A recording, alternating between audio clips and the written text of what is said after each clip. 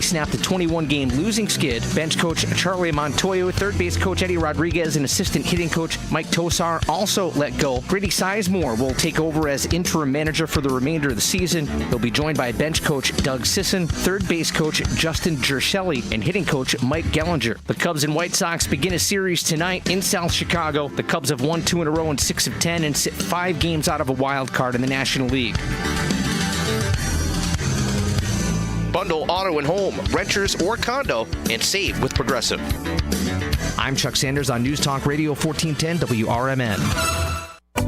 Getting ready for back to school at Macy's is all about fresh starts and new looks, making it one of summer's greatest hits. Save on must-haves like cargos, mini dresses, jeans, and more that'll hold up from the first day of school to the last. Plus, you'll find all the top quality brands you love, like Nike, Jordan, Levi's,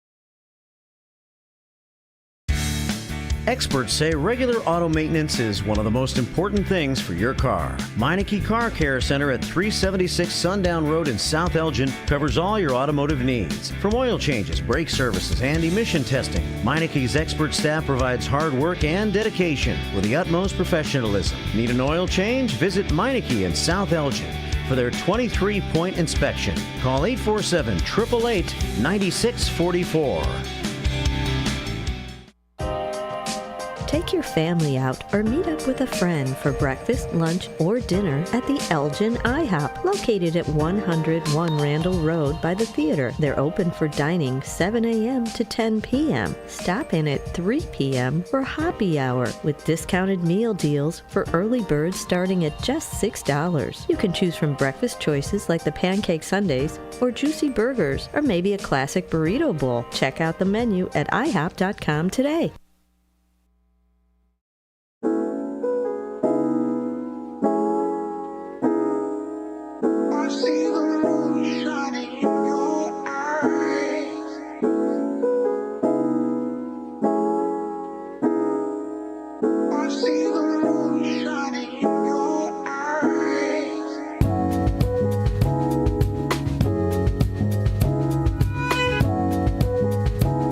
Hello, everybody, and welcome to WRMN. My name is Dennis Sonar Green. I am filling in over at the station for Matt McNeil while he sets up at the Downtown Neighborhood Association of Elgin's Farmers Market.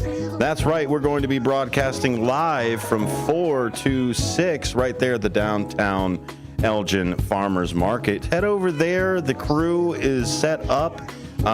We've got giveaways, we've got information. Go ahead and shake a hand, be part of the community, not just with us at WRMN, but also with the Downtown Neighborhood Association's Farmers Market.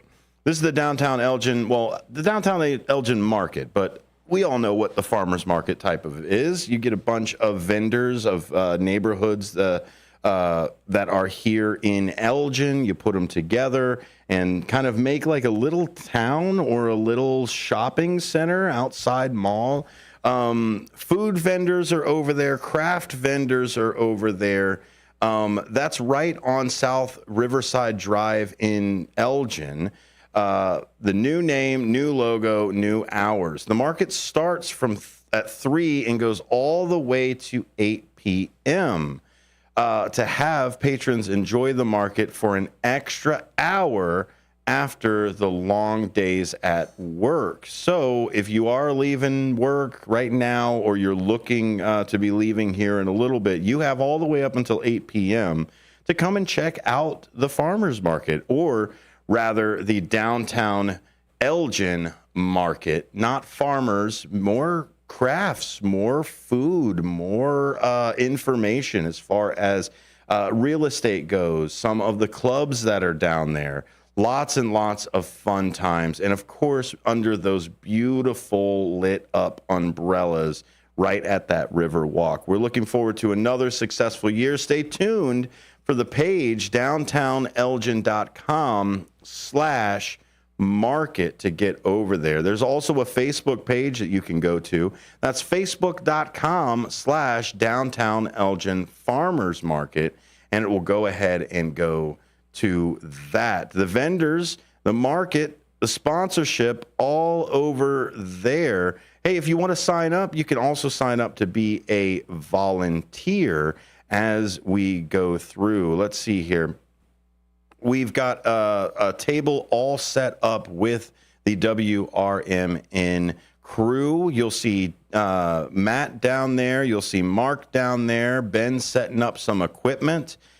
It is amazing to go ahead and be part of that side of what's going on. There's a couple places to go to, but I absolutely recommend going to downtownelgin.com to check out the Downtown Neighborhood Association of Elgin. Jennifer Fukala does a fantastic job making sure that we all stay informed with the different movings and shakings and happenings that are here in downtown Elgin. So check them out. South Riverside Drive, just I guess to the south, if I remember my side of where the sun goes at the day, is just south of the station over here, and you can be part of that too. Again, South Riverside Drive. This goes all the way until October 11th.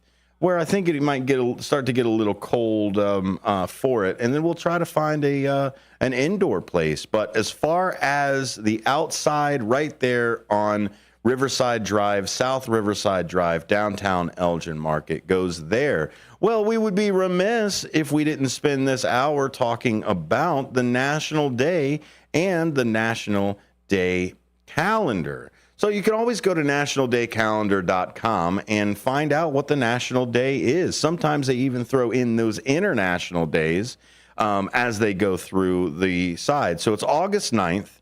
So we'll have National Passion Fruit Day, National Veep Day, National Rice Pudding Day, and of course, National Book Lovers Day. So the first thing we're going to do, let's just go right off the bat, National Passion Fruit Day. I don't know if you have had some of this fruit before, but it's an interesting picture that this fruit has. And even then, let's pull up our screen as we go through here. So Passion Fruit Day, National Passion Fruit Day, August 9th. And it was created in 2023 by the National Day calendar. So it was just made. This is the first anniversary of National Passion Fruit Day. And if you notice, a passion fruit's got that red outside, but then it's got that little bit of the yellowish or that darker image for the seeds and the fruit itself that's actually in there. And you can see on the YouTube side. Now, I'm talking about seeing the radio, which is a little confusing for those of you that are in your car right now or are just listening on the website or the app. But if you go over to the YouTube side of everything we've got here, youtube.com/@WRMN radio. Hello, sir. Good to see you. Lots of people out here on Douglas headed their way over to the market, the downtown market. So go to YouTube, type in WRMN radio, and sure enough, you'll find our station there, and you'll find our channel where we live stream every day. Every time that we're in this studio putting something out over the air, you can best bet that we'll be live on the YouTube side too.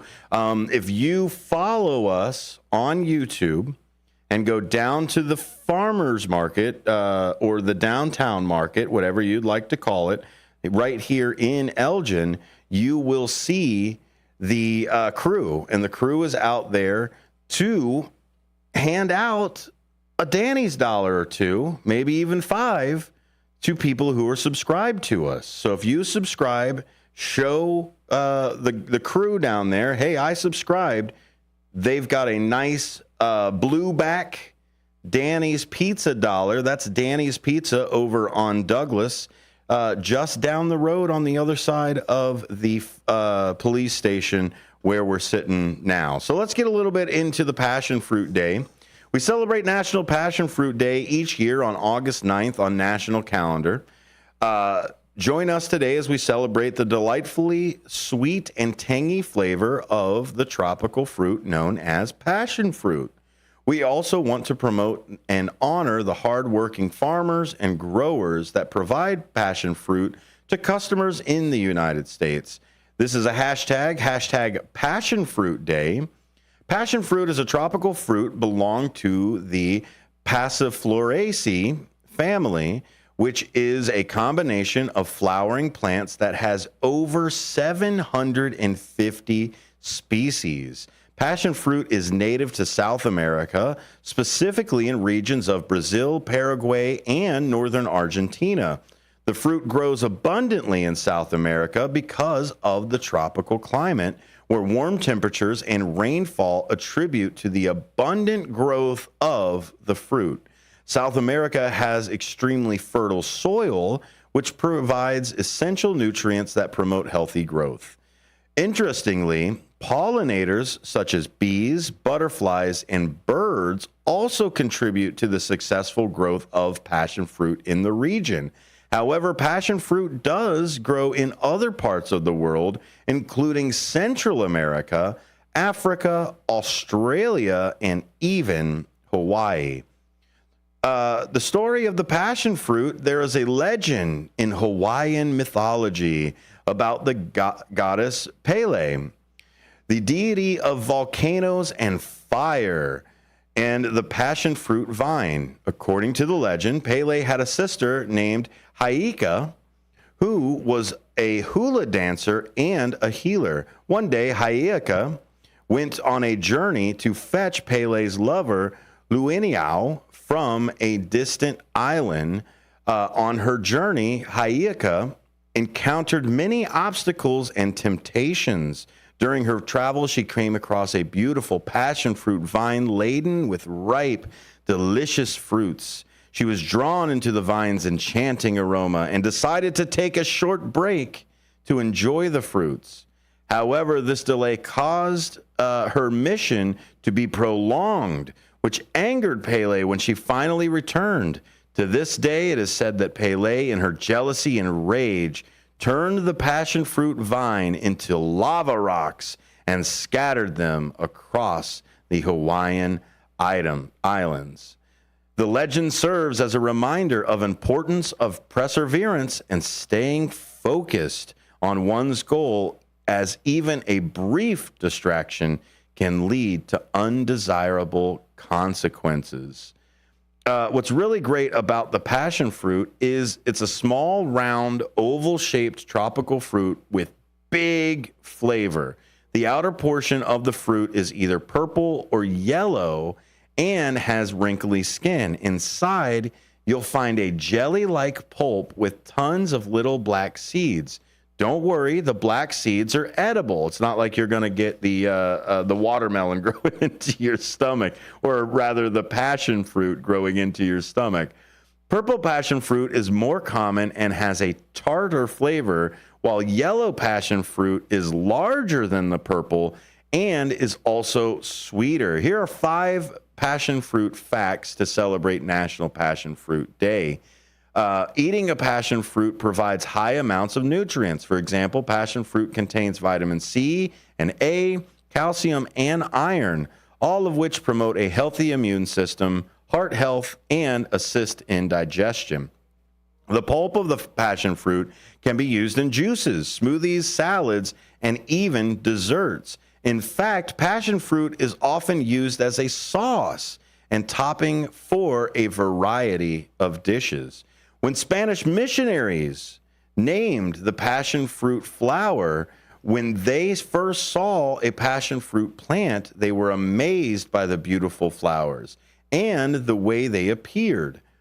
To them, the flower structure was a symbolic element of the crucifixion of Christ, which included the crown of thorns and the nails. Passion fruit tastes best when the skin is slightly wrinkled. This means the inside is ripe and juicy. Eating passion fruit before the skin is wrinkly will result in the fruit tasting a bit tart or sour. And finally, a passion fruit plant is a climbing vine that grows upward extremely fast to get full sunlight. An average passion fruit plant can grow up to 20 feet high.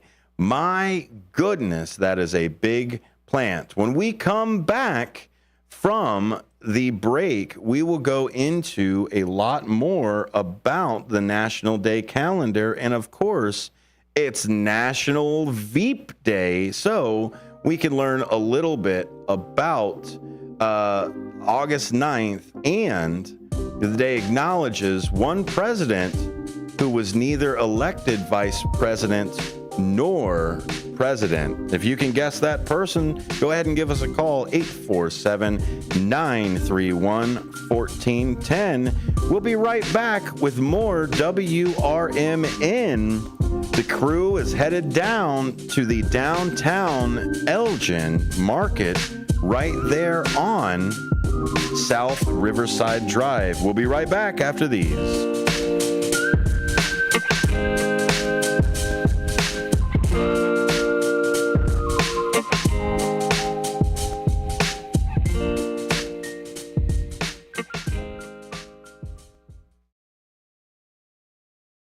Marky B inviting you to feel the power of the first shift. To God be the glory, my brother. Thank you so much. You are such an inspiration to many of folk that's here in Elgin. I'm in West Dundee. I'm a Dundeeite now, not an Elginite anymore, but I love you. I can even give a number of prayers that we as a people continue to grow and to be there for one another. Please, people, let's get on board. Check on your neighbors, check on your friends, and just give an inspiration that life is worth living. It's the first shift weekday mornings from 6 until 10 right here on WRMN.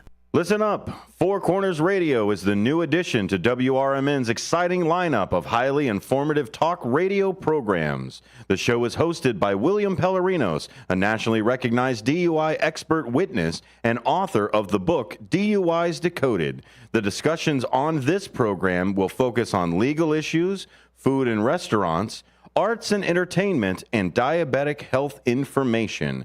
William Pellerinos brings on a variety of guests that include restaurant chefs, health experts, authors, attorneys, police officers, nurses, and local artists. Listen to Four Corners Radio every Saturday at noon, beginning on Saturday, May 25th on WRMN. Find out more info on Twitter at Police Project 1 and on Facebook at Pellerinos Police Project. That's PELARENOS Police Project.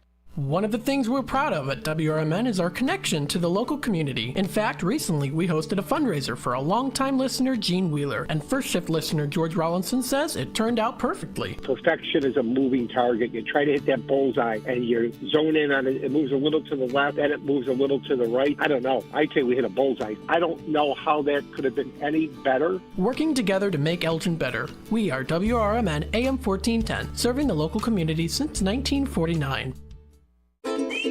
Dine out with family and friends at Nick's Pizza in Elgin or Crystal Lake. Nick serves up award-winning thin crust and Chicago-style pizza. Eat in or carry out. In addition to Nick's fabulous pizza, let Nick's cater your events with pizza, pasta, Italian beef, and other delicious offerings. Their big banquet rooms can accommodate all your event needs. So, for great pizza in a Northwoods, cabin-style atmosphere, bring family and friends to Nick's. Visit nickspizzapub.com. Do you owe the IRS $10,000 or more in back taxes? Are you being audited or investigated? Has the IRS sent you a letter demanding payment? You may not owe what they claim. Make this free call to the tax doctor now. Let them negotiate with the IRS on your behalf. 800-234-0316. 800-234-0316. That's 800-234-0316. This is Larry Jones, and I'd like to talk to you about my bank, American Eagle Bank in South Elgin. Has your bank changed names in the last 10 years? Is your bank another faceless branch with headquarters in another city? Are you tired of earning next to nothing on your savings account or certificates of deposit, or does your personal banker treat you like a stranger? If you answered yes to any of those questions, then you're ready for a new banking experience, and American Eagle is the place for you. American Eagle is a locally owned independent bank that's rooted in the community, and American Eagle customers are greeted by name and treated with the respect that they deserve. American Eagle has an innovative program, Eagle Savings, that teaches your children to save while earning prizes and rewards. American Eagle offers great rates on certificates of deposit. My bank is located in South Elgin on Randall Road between the Target and Caputo's and is open Monday through Saturday. Give them a call at 847-742-7400, and a real person will answer the phone. American Eagle Bank, a place where you matter.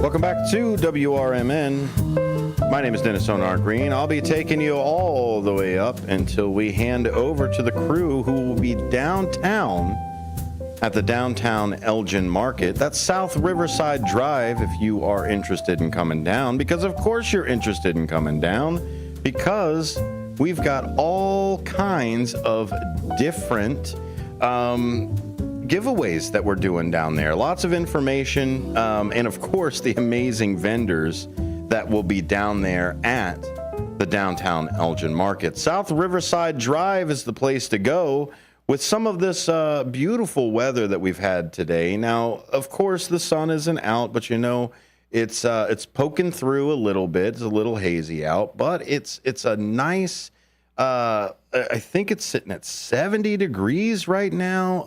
I think it is just doing phenomenally with the way that it's going through there. Precipitation chance of only 1%. Humidity sitting at 54.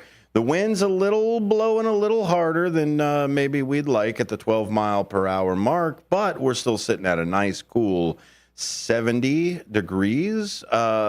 Saturday, it's going to get just slightly more hot.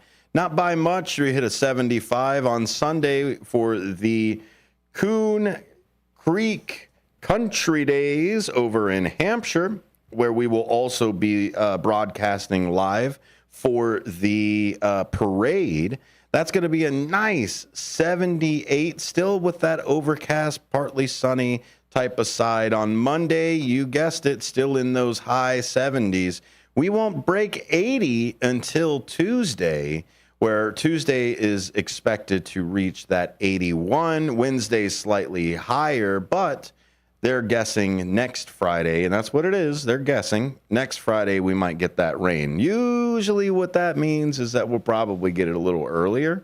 I think we're going to get it probably closer to Thursday or so, especially if Tuesday and Wednesday are going to be a little bit hotter than normal. But that is the week's cast right there. Currently 70 degrees with a humidity of 54 with the wind hitting at that 12 miles per hour. So we did talk about the National Day calendar that's here. It is National Veep Day. National Veep Day on August 9th recognized the secession plan of the President of the United States. The day also acknowledges the one president who was neither elected vice president nor president. If you guessed it over the break, that is Gerald Ford. That's the one that was there. In the history of the United States, 14 vice presidents have become president.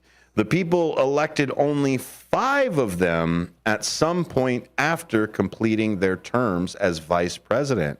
The other 8 ascended to presidency due to the death of the president. And then there was one vice president who became president who was never elected at all. So we're just going to run down some of these vice presidential facts. Of course, there was John Tyler. After 1 month of being sworn in, President William Henry Harrison died in office.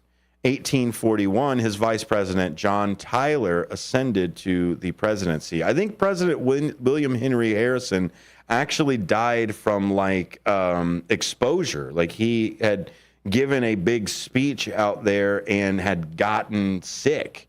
And you get sick in 1841, you better hope that somebody's got a time traveling friend. Millard Fillmore filled the vacancy left by the death of President Zachary Taylor in 1850. Andrew Johnson was President Abraham Lincoln's second-term vice president. His term began when Lincoln died after John Wilkes Booth's successful assassination of the president at Ford's Theater. Chester Arthur, when Charles J. Goutier assassinated President James Garfield in 1881, Vice President Chester Arthur completed his term. Of course, there was also Teddy Roosevelt. President William McKinley's first vice president died of a heart attack. So McKinley already had a vice president, died of a heart attack. During McKinley's second term, Theodore Roosevelt served as his VP. And VP, they mean VP, right? Vice president. When McKinley was assassinated 6 months into the term, Roosevelt became the third vice president to step up under these circumstances.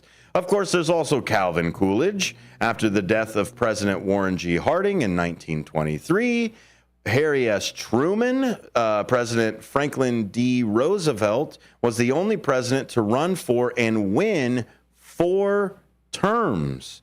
He also had 3 different vice presidents. His third VP, Harry S. Truman, ascended to the presidency when FDR died in 1945 after just 3 months in office. We've got Lyndon B. Johnson. The 4th president to be assassinated in the United States was John F. Kennedy, and Lyndon B. Johnson served as his vice president. An interesting note, Richard Nixon, whom this day is partially inspired by, ran unsuccessfully against JFK. Before running for president, Nixon served 2 terms as VP for President Dwight Eisenhower. After his long presidential runs, Nixon would run again and win 2 consecutive terms. And then here, the man of the hour, Gerald Ford. Nixon's first vice president was Agnew, right? However, Agnew actually resigned in 1973. Gerald Ford obtained the position of vice president by appointment. When Nixon later resigned in 1974, Ford ascended to the presidency. He is the only president to service who was neither elected to the position of vice president or president. How do we observe National Veep Day? Well, other than just listing off a whole bunch of vice presidents, brush up on your vice presidential history. While you're at it, check out the government history, too. Have you ever heard of Levi Morton or William King? Well, they were vice presidents, too. You could also test your knowledge of the vice presidents or read up on them.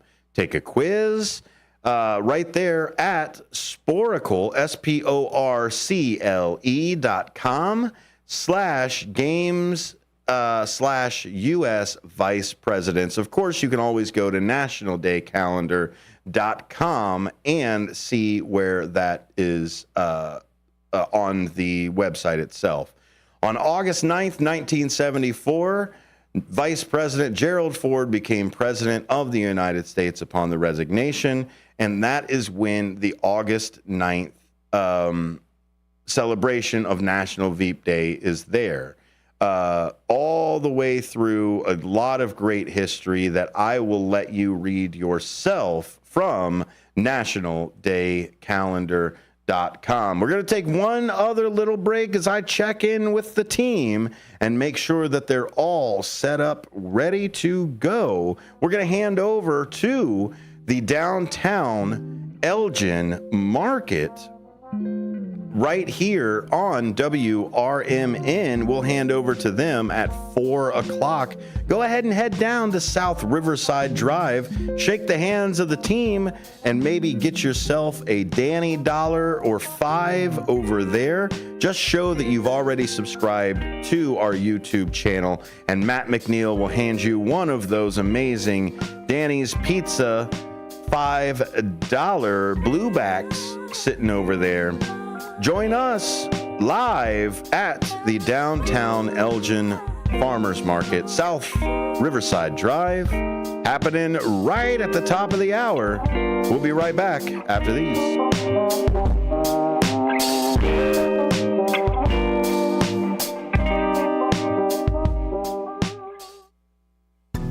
As grocery prices rise, take your family out to any of the Tommy's Red Hots location for great food at unbelievably low prices. There's 6 locations to serve you for both dine-in or carry-out. Tommy's has a diverse, delicious menu for you and your family, with crispy pizzas, sandwiches, salads, and their famous hot dogs, plus so much more. Don't forget their scrumptious sides like mac and cheese bites. To see their menu and locations, visit Tommy'sRedHots.com today.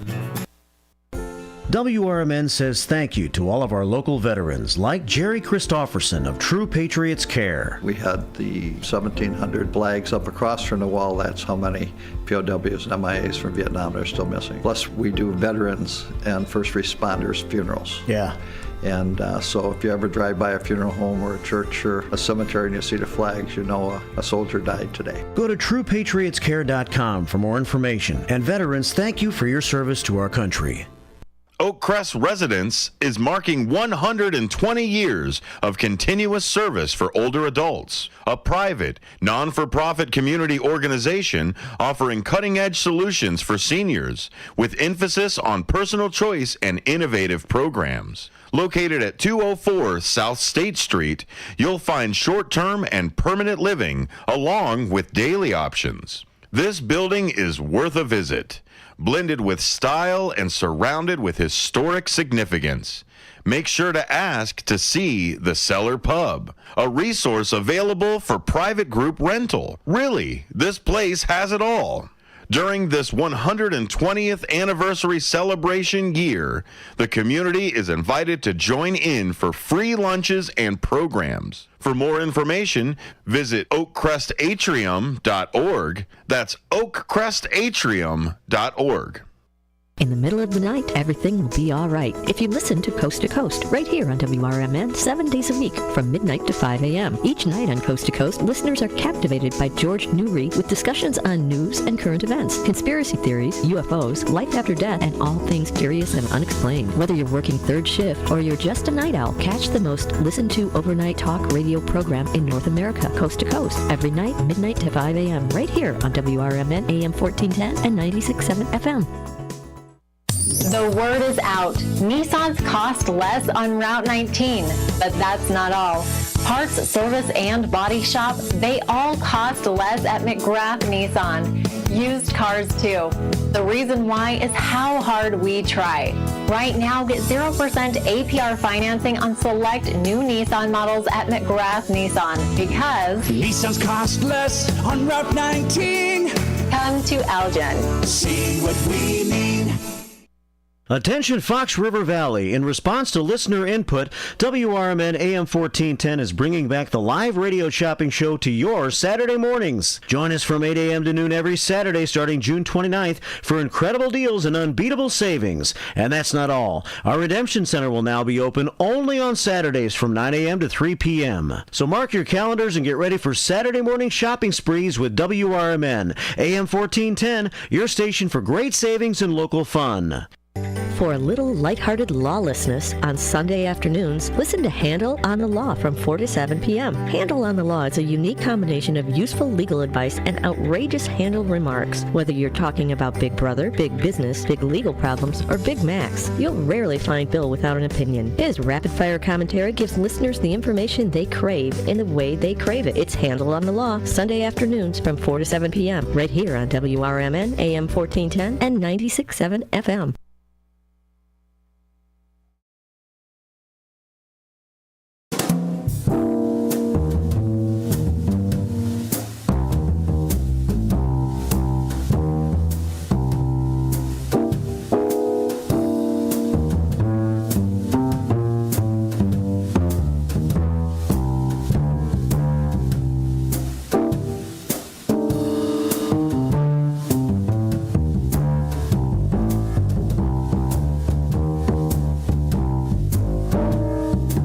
Welcome back to WRMN. That's WRMN 1410 AM. You can always go to WRMN1410.com. That'll jump right to the website there. It's good to see you, Alex. Have a great day.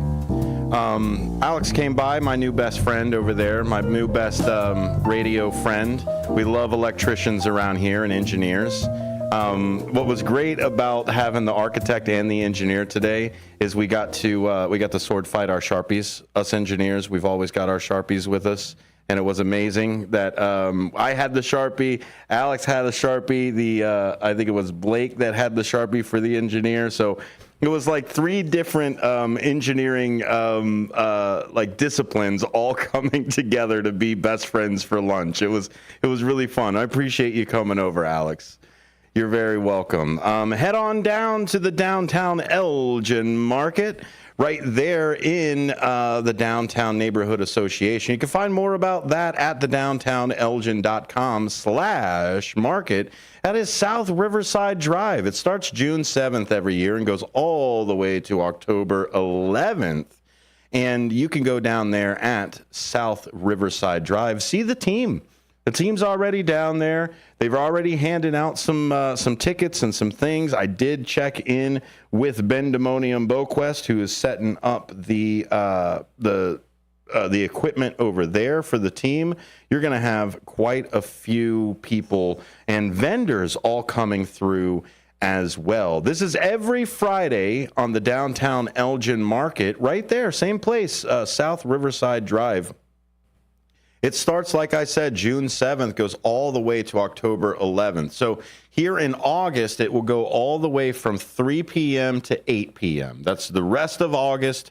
That's from June all the way through August. Then in September, same place, same South Riverside Drive, but it goes from 3 p.m. to 7 p.m. And I think a lot of that is just the way that the light starts to change on it. We've already passed the solstice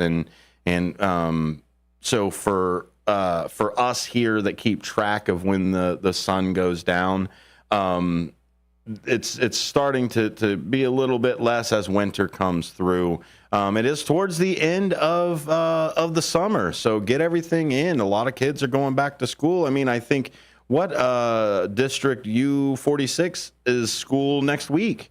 So this is it. Go down, have a great time over at the Downtown Neighborhood Association's market. It looks like some more people are headed that direction. I love seeing people here on Douglas just walk right past it. I can see it in their eyes. I can see the determination of when they're going to go down and see their friends, and they're going to look at the vendors, and they're going to be a part of the community face to face, shaking hands, saying hi, shouting across the quad at each other. It's a fun time over there. So go down to South Riverside Drive in Elgin. It's right here just south of the downtown side of here. This year, they're going to be celebrating the summer hours and autumn hours in the market. Summer hours will be held from June 7th all the way to August 30th, where the market will be open an extra hour. That's 8 p.m. to have patrons enjoy the market for the extra hour. Autumn hours will be September 6th all the way to October 11th from 3 to 7, since that is when the day gets shorter and colder, usually that time of the year. Make sure you mark your calendars for food trucks, chef demos, our amazing vendors' products, live entertainment, and educational and informative programming from our knowledgeable community partners. Bring the kiddos down to the market for our Kids Corner for special programming to keep them busy at the market with Ceramica and Art Affair for pottery painting. If you or your family get too hot, head over to Festival Park for the Splash Pad. We are so excited about this season. We can't wait to see you. Of course, you have to go ahead and go to downtownelgin.com/market, and you will see it there. Shop a great selection of vendors, listen to music, enjoy great food, and have an awesome time in downtown Elgin. The Downtown Elgin Market brings 30 to 45 vendors to downtown Elgin every every Friday. It's not just 30 or 45 throughout the entire season. It's 30 to 45 vendors every Friday. Watch for weekly updates on the Downtown Elgin Market Facebook page. We're continuing on with the National Day calendar. Of course, we're still sitting at 70 degrees. Actually, just dropped one. 69 degrees. Precipitation is still sitting at 1, and humidity climbed another percentage over there at 55, but that wind staying strong at 12 miles per hour. If you're looking at the rest of the calendar for everything here, Saturday we're going to hit that 75, low of 54. Sunday gets a little hotter, 78 to 56. Monday back in that high 70s, 77 to 59. It'll be Tuesday and Wednesday when that above 80 heat shows back up, where then we'll create the Thursday or Friday showers as the National Weather Channel goes and puts it in there. Speaking of national, we're still going through the National Day calendar. And of course, it's still August 9th, as far as I've checked.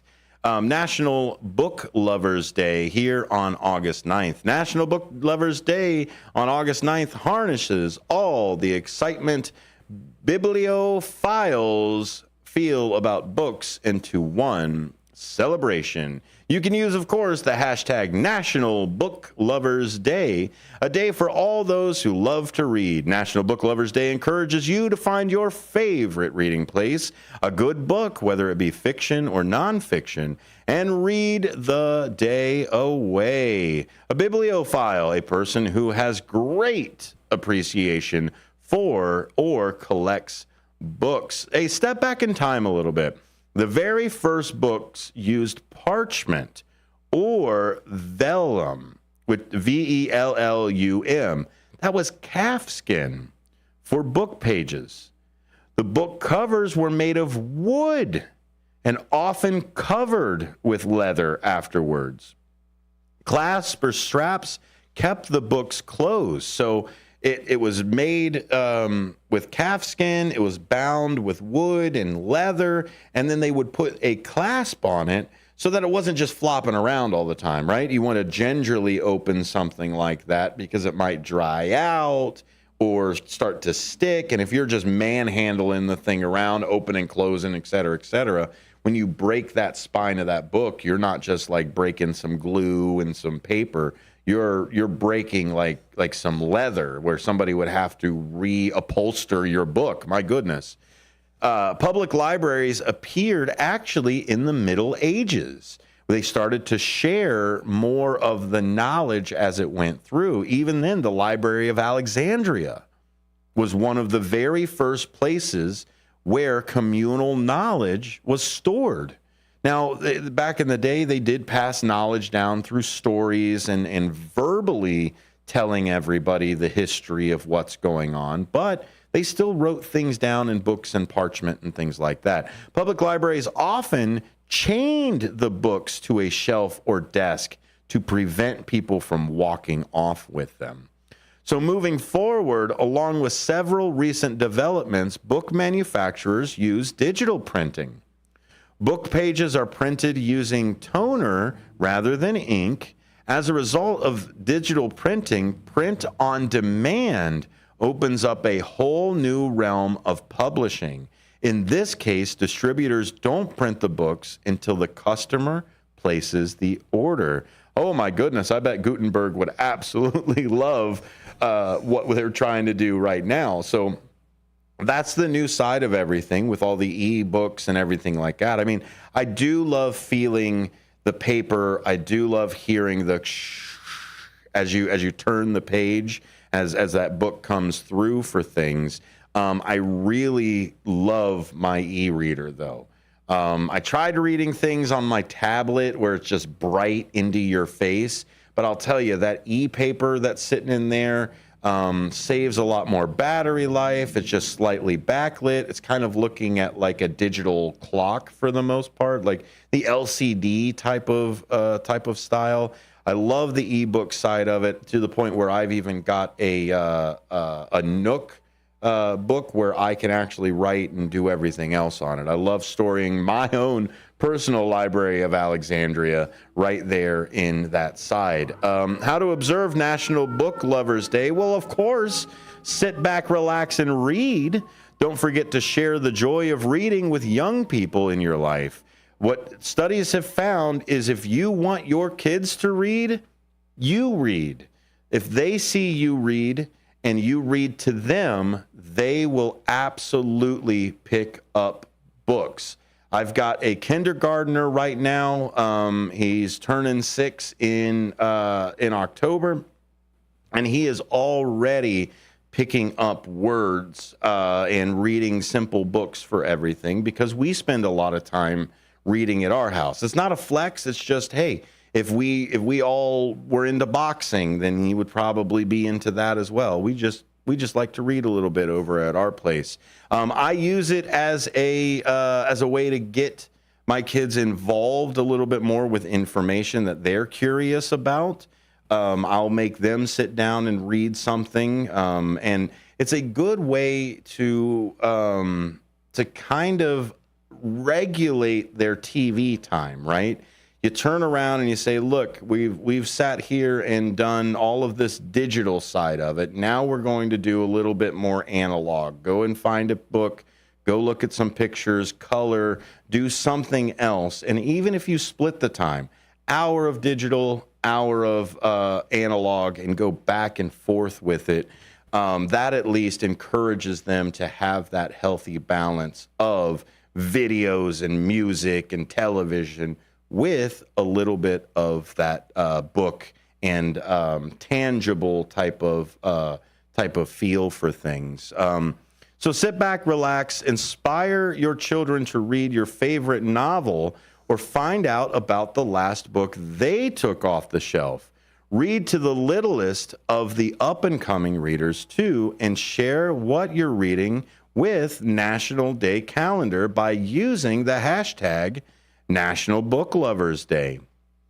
The other way to do it, too, shop for a new title. Maybe explore and find a new series that you really like. Me, even growing up, and I've even read 2 or 3 books as an adult as well, like reread them. I love the Redwall series. Brian Jackas puts those together. It's a book about an abbey of mice who fight a rat king that's trying to take over their abbey. And there's an entire book series that's based along that. Stephen King has multiple book series that are out there. And that's just a little bit of the things that I enjoy reading. Of course, I like my nonfiction as well. That seems to be what I read more than anything else, just because of the nature of my job. I read a lot more manuals. I read a lot more publications as far as news and articles and things like that.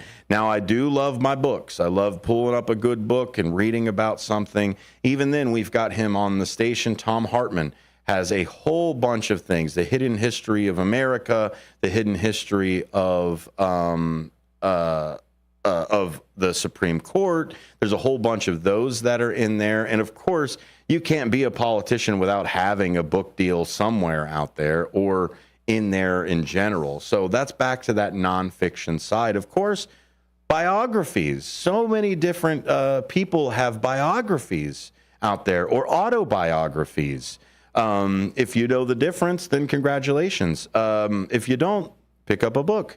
Record a video of you reading a story to your child in your life. Record that video, send it over to them, and read those bedtime stories to people. Randomly give a book to somebody. I don't let people borrow books. I just don't, because I don't know what's going to happen to them. I don't know if I'm going to get them back. I don't want to worry about that book. I'm not saying I don't give people books, and that's usually what I do. After I've read them, a hardback or a paperback, I will send it over. If I've got the digital copy of something, I will absolutely make somebody a copy of the things that I'm reading as well. So go ahead and visit your local library and check out a book. They will absolutely give you the right direction. The Gail Borden Library is just over here for Elgin. If you're out there somewhere else, trust me, there's a local library near you, or there's actually a Hoopla app. Hoopla. Hoopla is a way to digitally borrow books from your library. You put in your library card, you register with Hoopla, and you can actually borrow books, movies, and music from that app right there. I think the guys are getting ready to connect with me. They are in the waiting room. They will be up in the airwaves as we come through. We've got just a few more minutes. Where are the team? Where are they? They are actually down at the downtown market for Elgin. That is the downtown Elgin market. You can find more at downtownelgin.com/market, or just go to downtownelgin.com. It's got a fantastic website full of the businesses, the available properties that are there. Even buy some DNA merch right there. But you can find more information about the market itself, even to the point where you can actually apply. Still got a couple more months of the downtown market, so you can actually start applying right there. Where is it? Well, of course, it's South Riverside Drive. If you go over there today, WRMN has a booth, and we are giving out prizes. Now, they may still have them. I think they've got some circus tickets for next weekend. That's Thursday, Friday, and Saturday. I don't think I've got a ticket float. No, I do. Here. This is what they look like over here. That is over at the Kane County Fairgrounds, where you can use this ticket for the Garden Brothers Nuclear Circus. The Garden Bros right there are taking over the Kane County Fairgrounds, and taking over the Kane County Fairgrounds for 4 days. Thursday and Friday, it will be 4:30 and 7:30 shows. Saturday is 1:30, 4:30, and 7:30. And Sunday, it's 1, 4, and 7. It's only like $15 or something like that to get in. And it is the largest circus on earth under the largest big top in the world. All new 5-ring circus. My goodness, it's there. Climate controlled tent, rain or shine because of that climate controlled tent, and child 3 or 13 or under gets in with a paid adult. So you pay for you and you get those kids in. Right there, you'll see the Wheel of Death and the Sphere of Fear, the Human Cannonball, and the World's Smallest Man. Of course, clowns and animals and everything else that are there. This is the Humans Gone Wild. Find more information at Garden Bros Circus. That's Garden, BROS, circus.com. When we come back at the top of the hour, we, of course, are going to have the team already connected, ready to go down there, talking to the vendors. I'm going to be sticking around up here, manning the watch, but I'll tell you, I'm going to head my way down there shortly. Go ahead and check us out. I believe they are set up in the center by the kids events. That's right. There's kids. There's an entire kids area at the downtown Elgin market. South Riverside Drive is the place to be right now from June 7th all the way to October 11th. So it is going all the way until 8 p.m. WRMN is going to be there until 6. So get your Danny's dollars. That's Danny's Pizza on Douglas, right over there at Douglas and Kimball. There's also circus tickets that are floating around over there. We've got lots of information about other organizations in the area. Well, I'm running out of time. We're going to hit the news. Once the news is over, you guessed it, we're going to be live over at the Downtown Neighborhood Association, downtown Elgin Market, South Riverside Drive. My name is Dennis Sonar Green. We'll be back with more WRMN fun after the top of the news. See you there.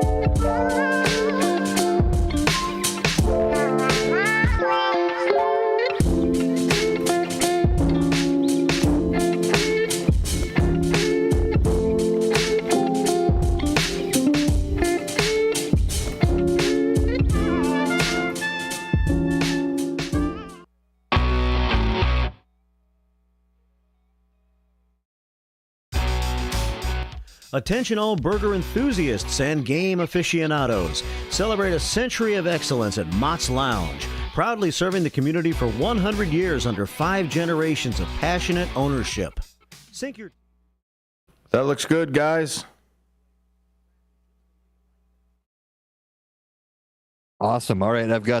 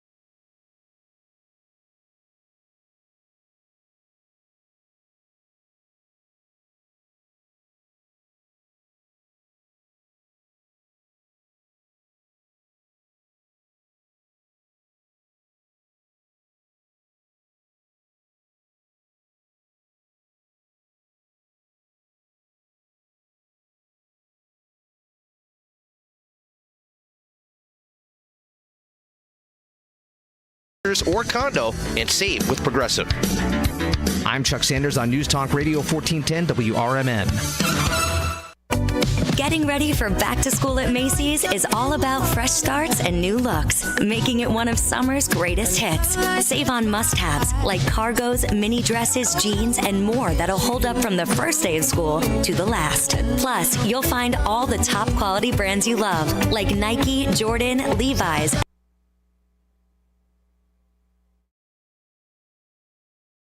Up in 90.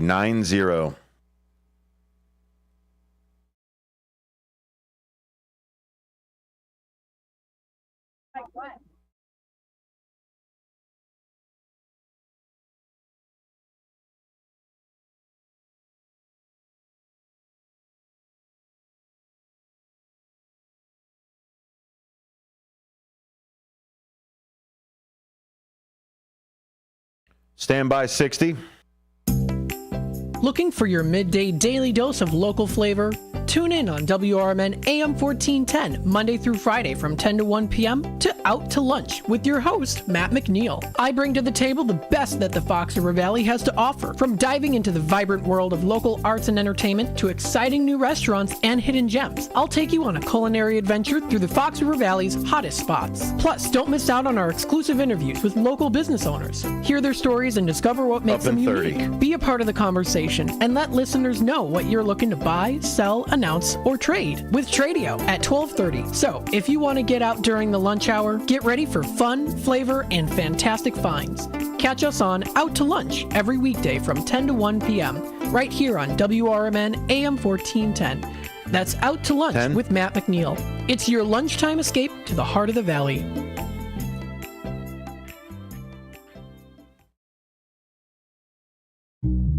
Mike's alive. All right, welcome everybody. We are out at the 8th week of the downtown Elgin market here, right in downtown Elgin. We are so excited to have so much participation. You're listening to WRMN AM 1410, Voice of the Valley and Talk of the Town. This week, the theme is Market Vendor Week at the market. Now, what that entails, of course, is recognizing lots of different local markets that are featured here at the downtown Elgin market, even including this as well, lots of great demos that are also going to be featured here too. So I encourage you, come on out. It's happening right now until 8 p.m. and feel free to stop on by our booth. We are in between the Kids Corner and also Side Street Studio Arts. So feel free to stop on by and give us a wave and a shout out and hello. So what we want to do here is we want to start off with one of the really cool vendors that I'm excited to talk with and about here too. It's Stewart's Cheesecake. Stewart's Cheesecakes, and we're so happy to have our guest here today. How are you doing today? I'm well, thank you. Thanks for having me. Well, you're very welcome. So, Stewart's Cheesecakes, if you haven't already heard in the name, they specialize in all things cheesecake. Yes. So, tell us a little bit about what got you interested, how you got started in this awesome, delicious sweet business. Absolutely. So it's my husband and I, we're the stewards of Stewart's Cheesecake. So we started about 5 years ago, and it came out of really his passion for cheesecake that he'd been making for 25 years. Oh, wow. He grew up eating cheesecake from his dad, and in his family, there were bakers, there were cooks, there were restaurateurs, and he said he wanted none of that and went into the military instead, served 10 years in the Air Force. After he was done, he's like, hey, Dad, I really missing your cheesecake. What is the recipe? And his dad told him to go find his own. Oh, my goodness. I know, right? So he did. And we got married 8 years ago, and we decided we needed to find something we both could do to spend more time together, because we just love being together. So, oh, my goodness. Yeah. So we started Stewart Cheesecakes 5 years ago, and now we're both doing it full time. That is so, so cool. So, of course, you specialize in cheesecakes. I'm sure you offer lots of great flavors. Yeah. And tell them a little bit about, in particular, a specific type of cheesecake, because I know that you are vegan. Yes. Yeah. So we carry traditional. We also have gluten-free, and we have vegan gluten-free, because when we started the company, I was like, wait a minute, I'm not going to have something, I can't have anything to eat. So we came up with our vegan gluten-free, and all of our flavors are available in vegan gluten-free as well. Oh, awesome. Very, very cool. Now, what are some of the methods or techniques that you use to ensure consistency and quality within your products? Yeah, so they're all handmade right now. My husband is, like I said, Mr. Stewart. He's the baker, and we have one bakery assistant who, Mr. Bill, who's been with us for 2 years, and he actually is a small business owner as well. So he has an attention to detail that we adore. So yeah, we just follow our recipe every time and make sure they all look and taste the same. Awesome. So were you always, did you always have a fancy for cheesecake? Yes, actually growing up, my brother and I shared birthday parties and he didn't like cake. So we always had cheesecake. Oh, nice. Yeah. So it started with the, Sara Lee, and then we graduated to Eli's. And now it's always Stewart's cheesecakes. Yeah. I have to say too, cheesecakes are a really popular dessert that you can find at almost any restaurant that offers dessert. Yes. So tell us a little bit here too. What are some of the flavors that you offer? Because it's not just a ye old standard cheesecake. You also offer some really unique flavors. Yes. Yeah. Actually, we didn't even start out with a plain cheesecake. We started out with flavors and added our classic, as we call it, because we're not plain kind of people, because people ask for it. So our most populars are white chocolate raspberry. Oh, yum. And then my favorite is our mocha cappuccino. It's chocolate, coffee, and cheesecake. Like, what more could you want? Oh, yeah. I'm a huge coffee drinker, and people know that.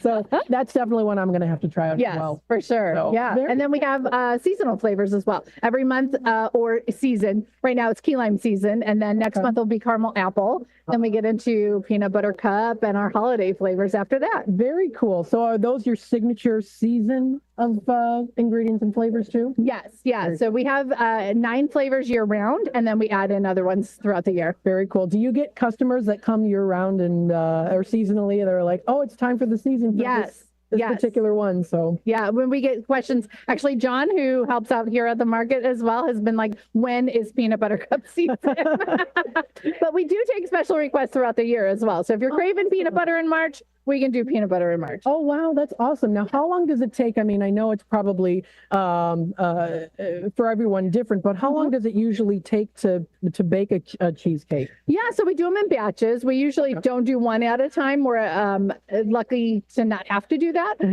especially with market season. We're baking every week, obviously, for the markets, and then also the grocery store. So from start to finish, it takes about 4 hours. Okay, 4 hours. Very nice. And I'm sure you do a lot of taste testing as well, just to make sure it's just right. Absolutely. Yeah. Absolutely. So are there any flavors of cheesecake that were kind of invented by mistake, that were kind of like, oh, this actually works out? Yes, actually it's our key lime on a stick dipped in cherry.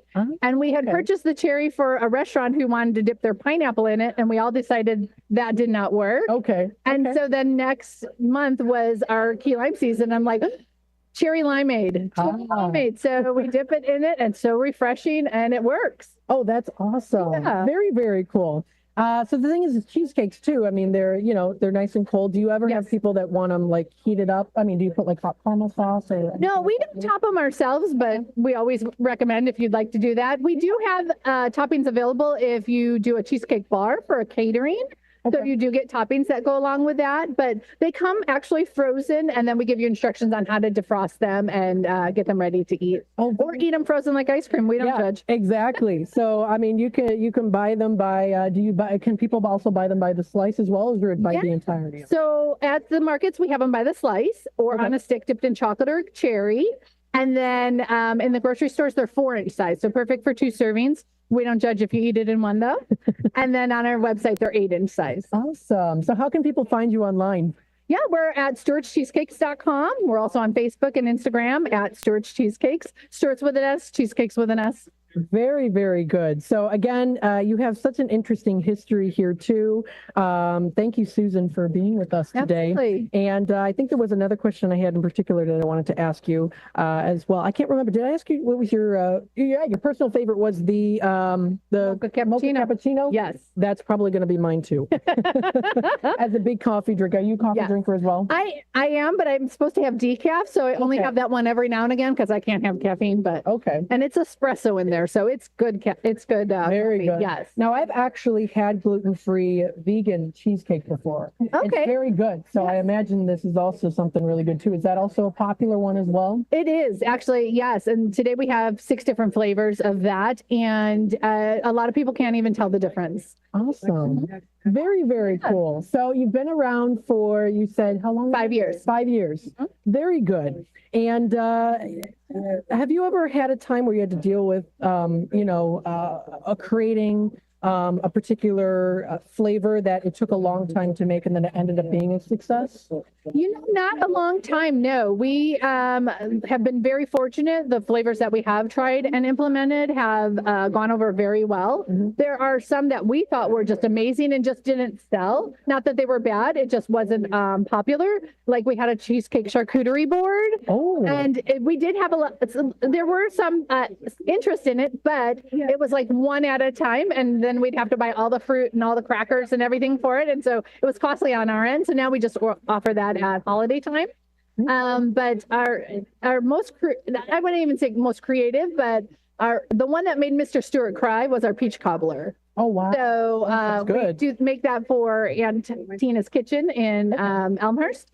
And they asked for that flavor in specific. And when he made it, he was just like astounded at his own self. Oh, my goodness. So, we had one where we're like, that didn't work. Yeah. Oh, that's awesome. That's something to be really proud of, too. Thank you. Thank you. Well, thank you so much, Susan, for joining us today. Looking forward to, trying out your cheesecake, going out.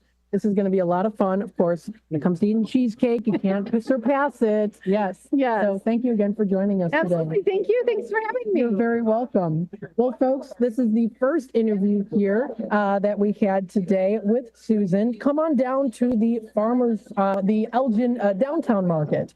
Again, the week's theme is the Market Vendor Week at the market too. So, of course, we talk about mentioning different market vendors. And of course, there's also going to be demos that are featured there too, which I think is also really, really cool too. So you definitely don't want to miss out on this great opportunity here as well. Well, thank you so much for joining us. And look forward to speaking with you later. All right. Thank you. You're very welcome. So again, this is the downtown Elgin Market. Again, you don't want to miss out on this fun opportunity to check out local vendors, supporting local businesses who put so much time, energy into their craft, whatever it might be. So go on out and support them. Are you having a good time so far? I'm having a good time. How about you? Very good. Yes. Yeah. Very good. I'm looking forward to also interviewing others as well out there too. There's going to be, there's so many physical lineup here of different vendors that are out here. Things that you can find from food to artwork.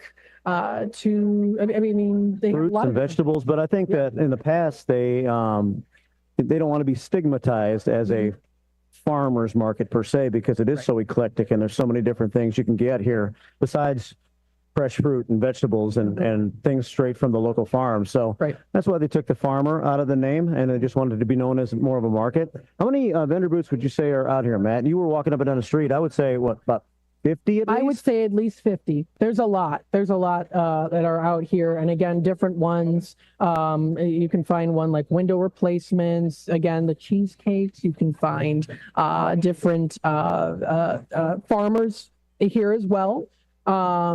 And there's just a lot to see. There's a lot to see. There's a lot to interact with too. I encourage you go on out and interact with these different businesses as they took the time to come out here too. So it's been a good time so far. It's actually the first time that I've gone out. Yeah, I can't believe that. You seem like a farmer's market kind of guy.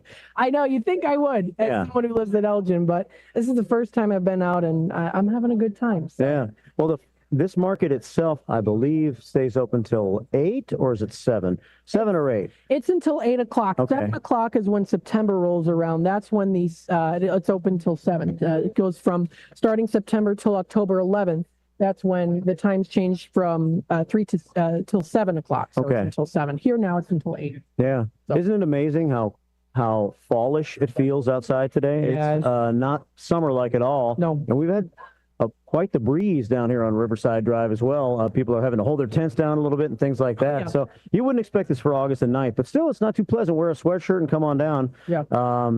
It's kind of nice. It's a nice break from the heat. Yeah, absolutely too. And people know I'm definitely more of a fall type person, like a little bit more of the crisp air and things like that too. So again, feel free to come on out and support these local businesses. It's going to be a lot of fun. There's so much to see and do. Again, I encourage you to interact, have a good time, try out different foods. I definitely want to try out some of the cheesecakes. Those sound really good, especially the cappuccino one. Sounds really good. I think she owes you some after that amazing interview. Yeah. Who else are we interviewing? Who else do we got coming up? Yeah, that's what I was going to ask you. Yeah. We've got some other ones coming up, line up here too. So we've got Lathered. I'm excited to talk with them as well. We've also got here too Spartan Gourmet Foods, as well as Simonson Studios, which does specialize in a lot of phenomenal artwork, as well as Greek Triangles, 3B's Farm, as well as Alice in Wonderland's Farm too. So we've got a good lineup here. Pretty exciting as well. When is the next interview scheduled? Do you know? Next one is going to be scheduled in just a little bit. So what we'll do is we'll take a little bit of a timeout right now, and then when we come back, we'll get the interview set up and ready to go. So stay tuned. You're listening to WRMN.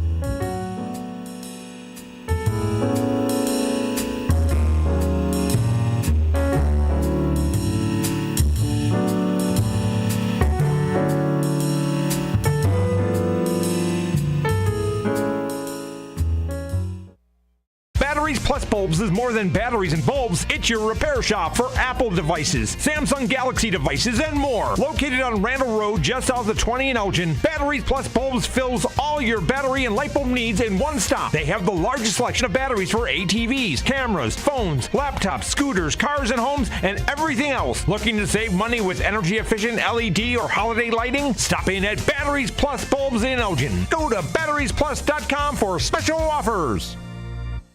Visit the Milwaukee County Zoo this summer to enjoy so many species of fun. Home to more than 2,200 animals, representing over 340 different species. The zoo educates, entertains, and inspires. Stomp back in time with the zoo's summer exhibit, Dinosaur Discovery, sponsored by Sendik's Food Market. You'll be astounded by the gigantic and scientifically accurate animatronic displays. Touch, feel, and learn about the role of predators in the ecosystem. Running through October 5th. Visit milwaukeezoo.org. The weather is getting better, and we know it's the time when ladders and DIYers come out. Before you start any new outdoor projects, ComEd wants you to know that electricity can jump from a power line to you and the tools you're using. So maintain a safe distance from any power lines. You can also call ComEd at 1-800-EDISON-1 to have those power lines de-energized the next time you do any type of work around them. Stay smart, stay safe, stay back. ComEd, powering lives. Hey there, this is Marky B from The First Shift, inviting you to join Brian Anderson for his new radio show, Kane County Speaks, every Thursday from 9 until 10 a.m. during the final hour of my morning show. It's an election year, and Brian will discuss important local issues and interview local candidates from the perspective of Kane County Speaks. The show will feature open phone lines for your thoughts, comments, and questions, and the chat room will be open at WRMN Radio on YouTube. Kane County Speaks is citizen-driven and focused on making Kane County a better place to live and work with goals of freedom, security, and prosperity for all. To learn more about their grassroots organization, you can check them out at KaneCountySpeaks.com. Let's discuss the issues of Kane County so that you can get involved and make a difference too. It's Kane County Speaks every Thursday morning with Brian Anderson from 9 until 10 a.m. during the first shift right here on WRMN, AM 1410, and at WRMN Radio on YouTube. A recent Gallup poll indicated that 38% of Americans are putting off health care because of financial concerns, the highest ever recorded. I'm Dr. Bob Martin, here to serve you every Sunday afternoon from 1 to 4. Millions of Americans are seeking health advice that will not cost an arm and a leg, so I offer health tips and advice absolutely free. Listen to my show, Sunday afternoons from 1 to 4 right here on WRMN, AM 1410 and 96.7 FM, the voice of the Valley and the home of Radio Shopping Show.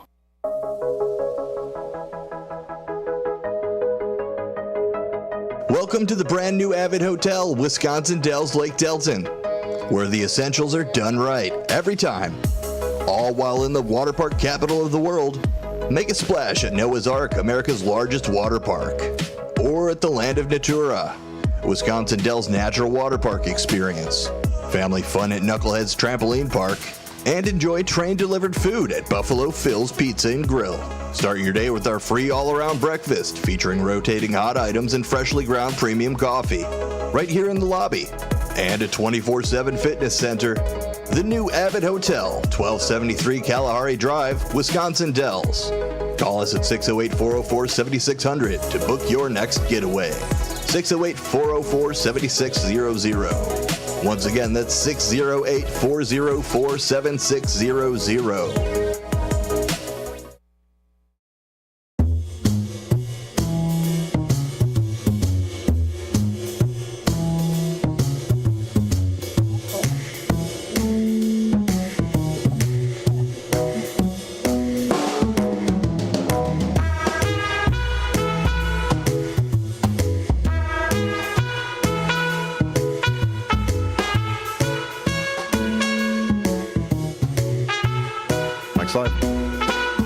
All right. Hello, everybody. Welcome back to the Elgin Market, the downtown Elgin Market here.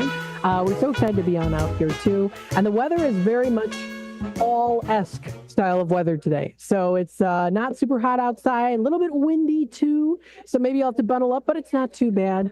We hope you are enjoying the show so far. Again, you're listening to WRMN, AM 1410, Voice of the Valley, Talk of the Town. Now we have a special guest here today. We have Tara. Thank you so much for joining us today of Flourish.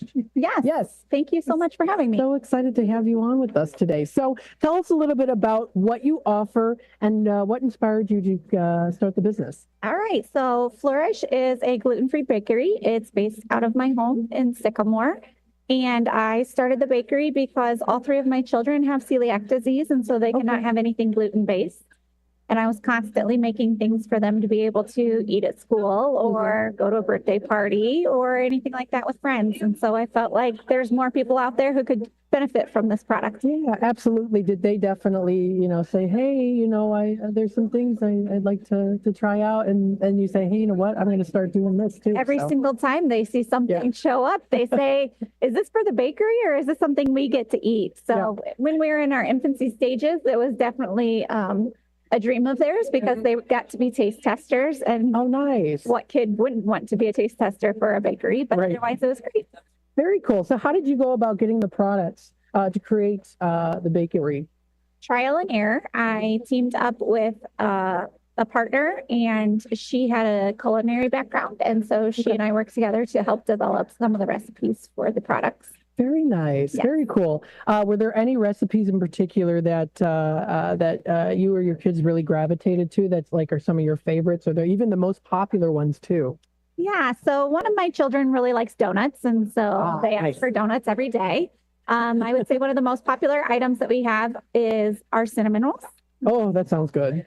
It's pretty nice. It's something that you definitely miss if you cannot have gluten, because you can't just go out to a restaurant or anything like that and pick up a cinnamon roll. So cinnamon rolls are usually one of the top items, but people are always looking for gluten-free bread that is fresh and tastes good. And that's something that we also offer.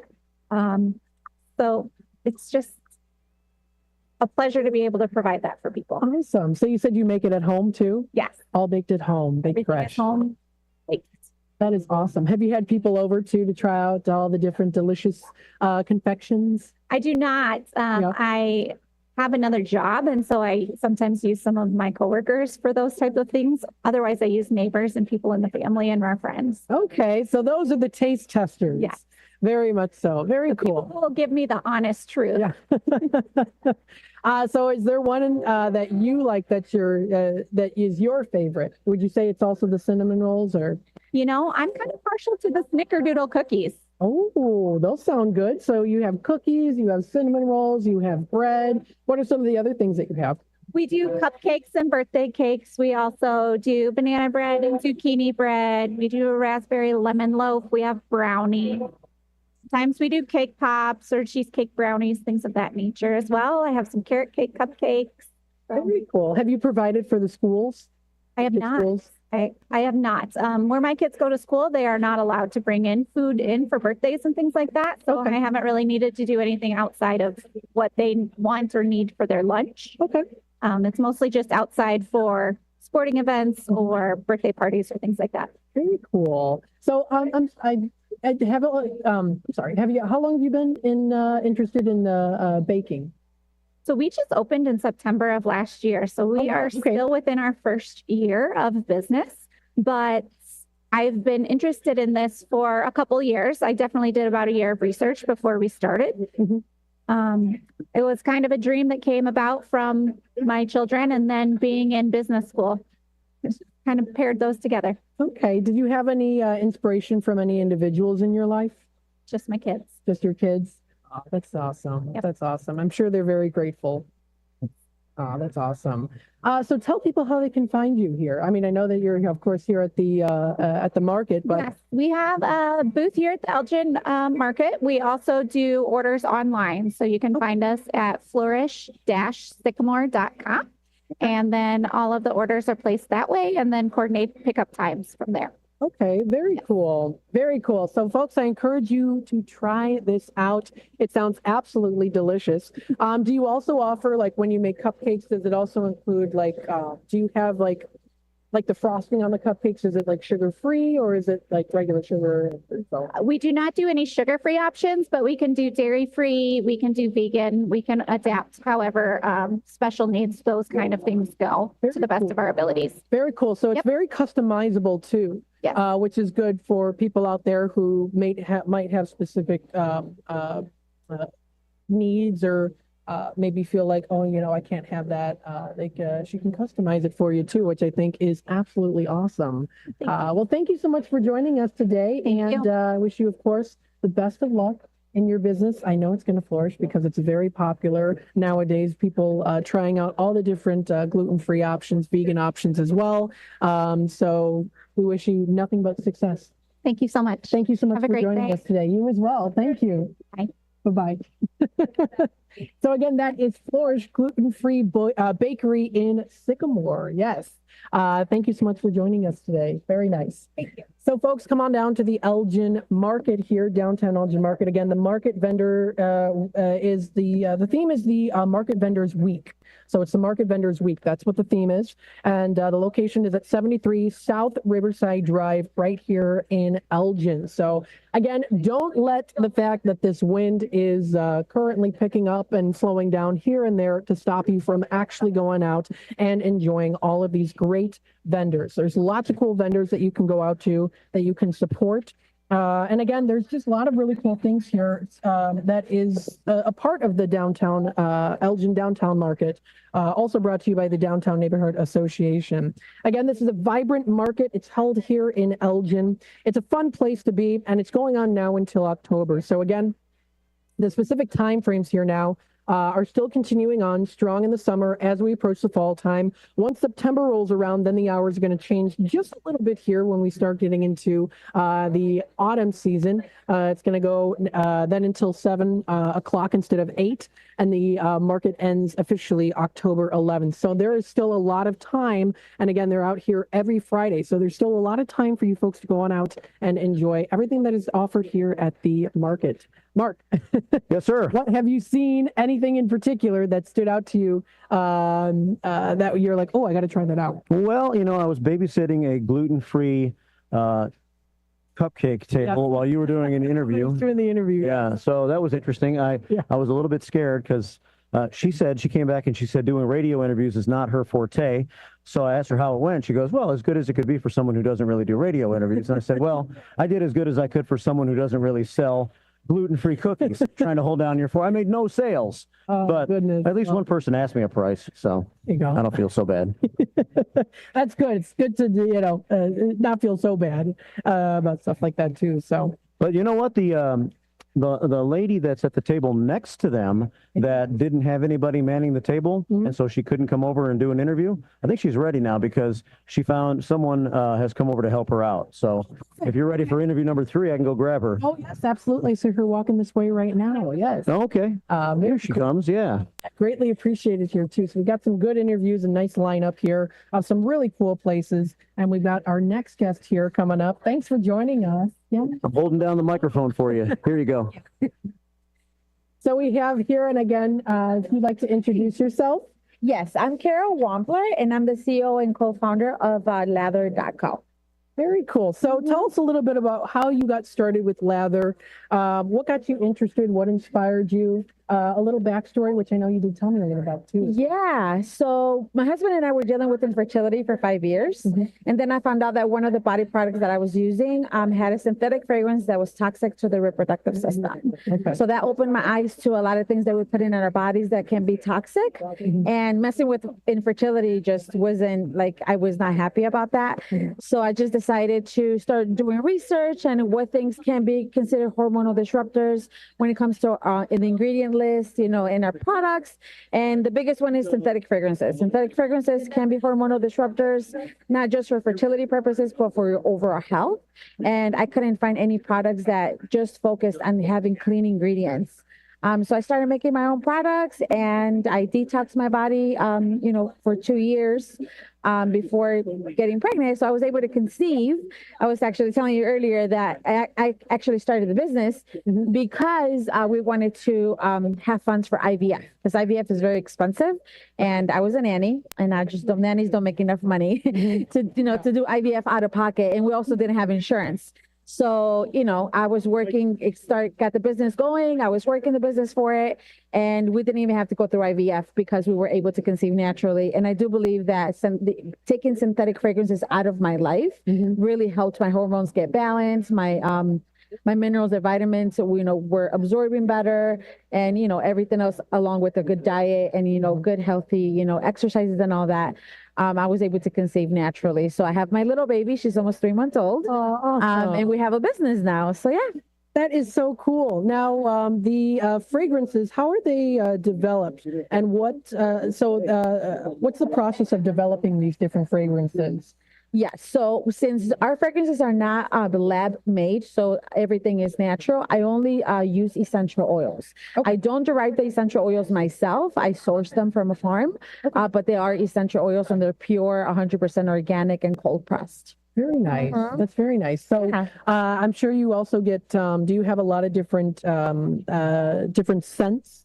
I do. Yeah. I don't have like a huge variety, because we're very limited when it comes to essential oils. I can't provide a coconut, pineapple, paradise like scent. But the scents that I do work with are more like peppermint, eucalyptus, lavender, lime. Right now I'm going to be bringing out a body scrub. It's going to be more on the citrus side. It has like notes of like sweet orange, clementine, and then vanilla in there. So we can get really nice scents with essential oils. But of course I can't get like a blue paradise or anything like that, right? It's make you smell like the ocean. Those are things that are synthetic. But you get some clean scents with us like that. And, a lot of our customers really do love it. And actually, since I don't have like 10, 20 scents available, I only have, our body scrub is only eucalyptus lavender for right now. People love it, and people don't even ask for more. So yeah. Oh, awesome. So you specialize, of course, in the oils. You also do offer the body scrubs. What would you say is your most popular? So really depends. A lot of people love our body scrubs and our moisturizer. Our moisturizer focuses on giving you the moisture that your body needs, but not overly giving you, not leaving you feeling oily. And also has a natural SPF 50 that gives you protection from the sun without blocking the sun. Then your body can continue to make vitamin D.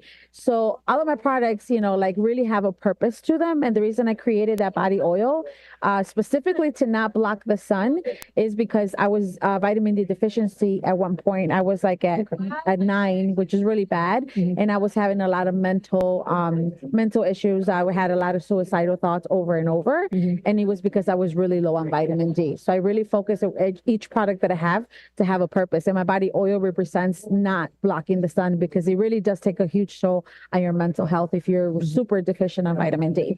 So yeah. So you're out there helping a lot of people. Yeah. Not just providing a great product, but helping a whole ton of people out there. Yeah, a lot of our customers actually are cancer survivors or currently going through chemo, people that, are looking to have better products for their body, people that don't know, that synthetic fragrances are hormonal disruptors, and they have asthma and they have all this, eczema and all that stuff. And we don't cause any flare up with any of that. Eczema, psoriasis, we don't dry out your skin. We're actually nourishing your skin, Right. So a little bit of everything. We have a little bit of everything. People that don't know what synthetic fragrances are, people that do know, and people who are currently going through some kind of treatment that don't want to hinder their blood or their immune system to be compromised even more. So we have a little bit of everything, but yeah. Wow, so there's a huge science behind all yes. of this too. Yes. Wow, that's really interesting. I'm sure you have a lot of beautiful personal stories too of people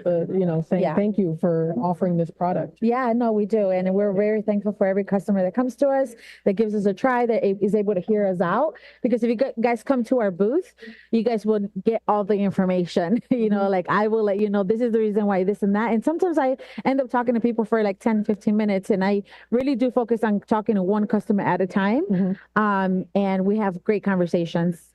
Very cool. Now, what are some of your future goals for Lathered? How do you plan to continue involving and growing the brand? That's a great question. My hopes for the future would be to open up my own store, and also be next to a Lush. Like, I really want to be next to a Lush. I want to be next to a Bath and Body Works, because a lot of like I said, those places sometimes they like Lush claims to be clean, and a lot of the stuff is not really clean, and then a lot of people just don't know. So I really want to grow the brand to the point where we're known just like a Lush and a Bath and Body Works, but on the clean side. That's awesome. And never change our goal.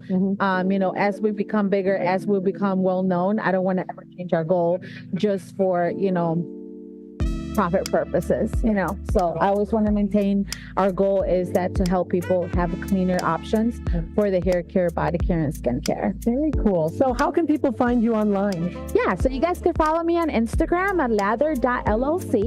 I'm really active on there. If you guys follow me. My website is in the link in the bio. And then I always post like myself in there, and I always post where I'm going to be at in each market, or, if people want to buy online, or if they want to come and see us, they really have options to do it. And I also offer local delivery for people in Chicago, or at least 20 miles away from Chicago. So. Very nice. So it sounds like you're planning on being at a lot more events here, just in general too. Yes. So, very cool. Well, we wish you nothing but success. It already sounds like it's absolutely successful. Yeah. Definitely something you want to check out here. Thank you so much for joining us Thank today. you so much for having me. I appreciate it. Have a good one. All right, you too. Bye. Thank you so much. All right, folks, here we go. What we're going to do is we're going to take a little time out right now here, and then when we come back, we will continue on talking a little bit more about the downtown Elgin market, getting some more interviews up and ready to go. So stay tuned. Again, you're listening to WRMN AM 1410, Voice of the Valley, Talk of the Town. We'll be back in just a little bit.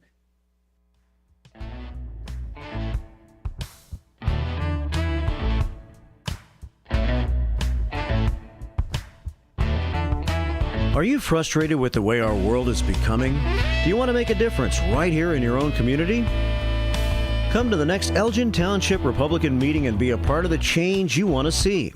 They are committed to making our community stronger, safer, and more prosperous. Whether it's through grassroots efforts, community service, or local advocacy, your voice matters. Help build a brighter future for Elgin Township. Get involved today. Visit elgingop.org and find out how you can help make a difference. Elgin Township Republicans, your community, your voice, your future. Meetings take place on the fourth Tuesday of every month at the Elgin Township Building, 729 South McLean Boulevard at 6:30 p.m. Hope to see you there. Let's build a better tomorrow together.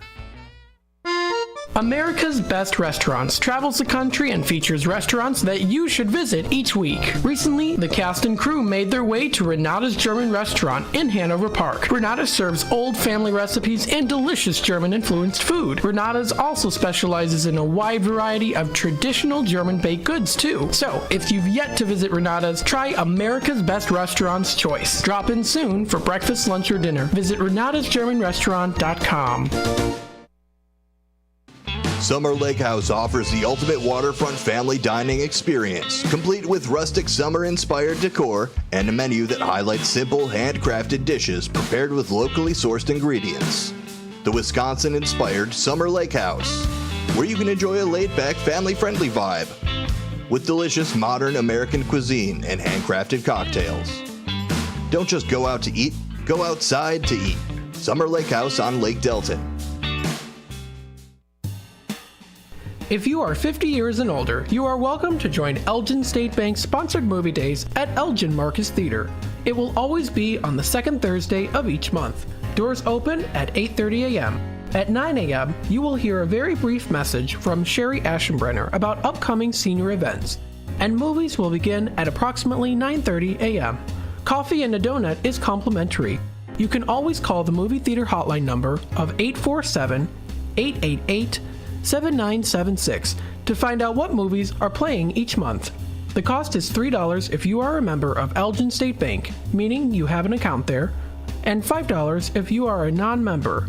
And for more senior information, catch Sherry's Senior Showcase on the third Tuesday of every month at 9:15 a.m. right here on WRMN, AM 1410 and 96.7 FM.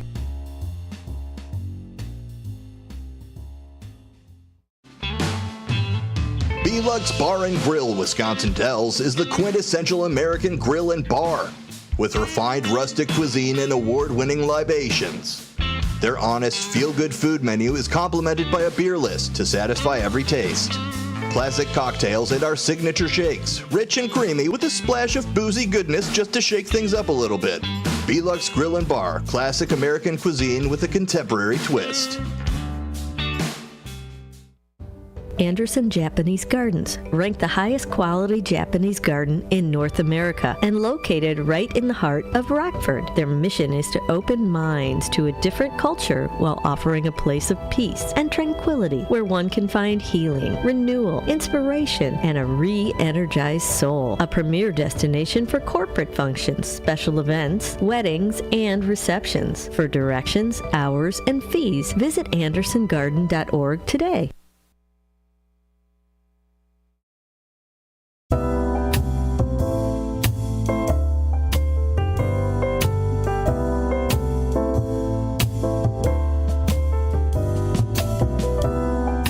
Welcome back, everybody, to the live broadcast here out at the Elgin Downtown Market.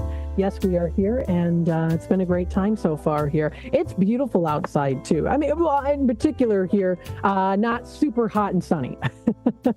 So I hope you're all having a good time. Hopefully you are enjoying the show so far. Again, feel free to be a part of the conversation on youtube.com at WRMN Radio. You can also tune into the AM 1410 dial as well. Don't forget, you can also listen in through our app, which is available for free for download on Google Play for Samsung users and also in the App Store for Apple users as well. This is WRMN AM 1410 reporting live here from the Elgin Downtown Market. So, Mark, yes. What else did you see? Well, I was down trying to talk to the olive guy. Yeah, I don't know what the name of his business. Oh, it's the Spartan Gourmet Foods or something. Yeah, the Spartan Gourmet Foods. Yeah. Because I told him it was his turn for a radio interview. He's manning his booth himself right now, so he's having trouble getting away, and he has some business down there. So I'm not sure. Here he comes right now. Yeah. So I'm not sure who's watching his. Maybe I have to go do my job again and watch his booth for him. I'm not sure.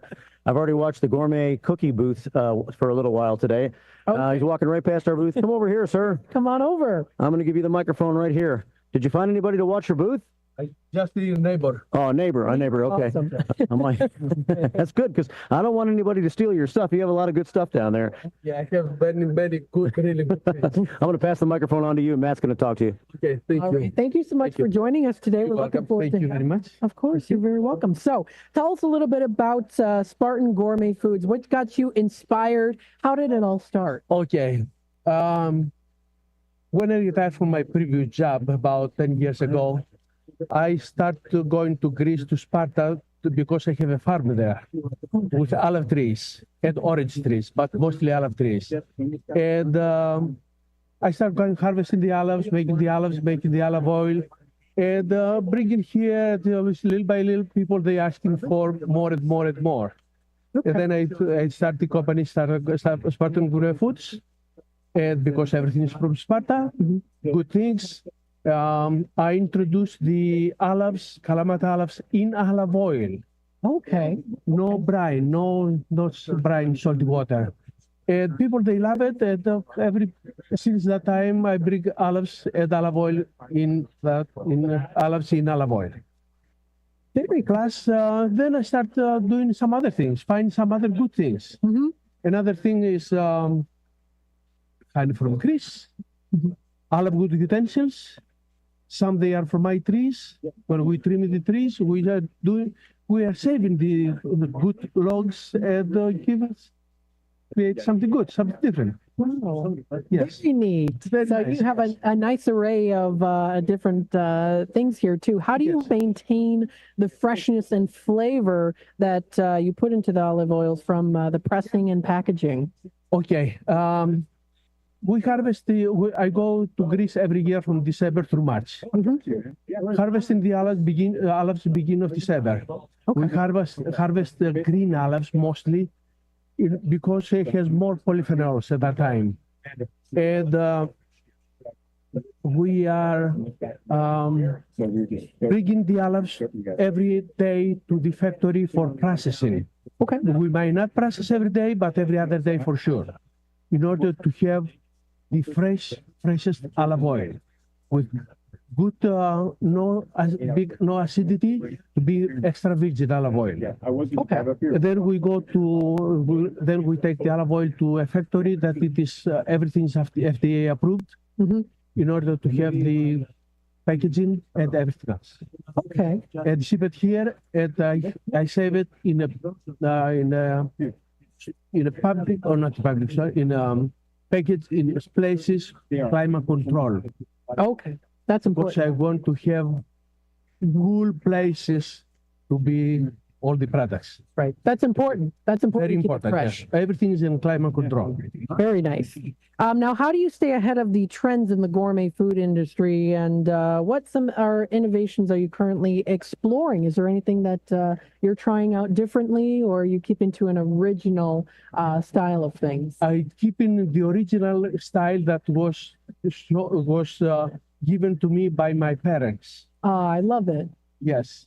My parents, my father and my mother, they taught me how to harvest the olives, how to maintain the trees, how to maintain the farm, and we keep it that way. And plus the olives too, and the olive oil.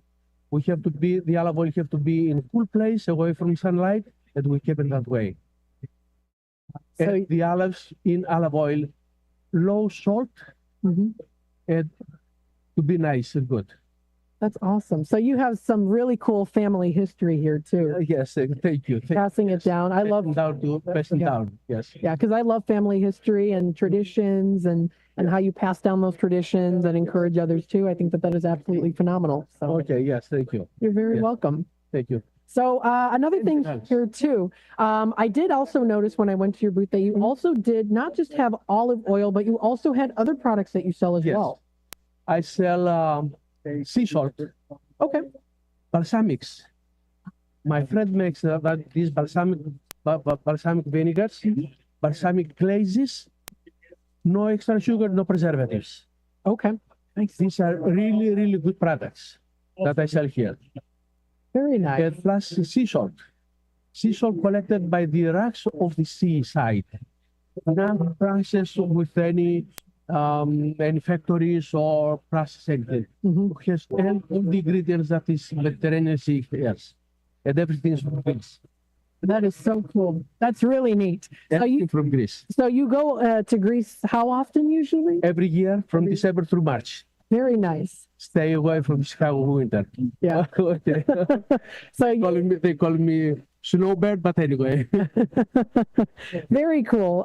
So what are some of your plans for the future when it comes to your business, growing your business, and also keeping it as well? It sounds like in the family. Yes. I don't know if my kids, they continue this tradition or this company, but I will continue bringing things here, maybe with me or somebody else, or I don't know yet.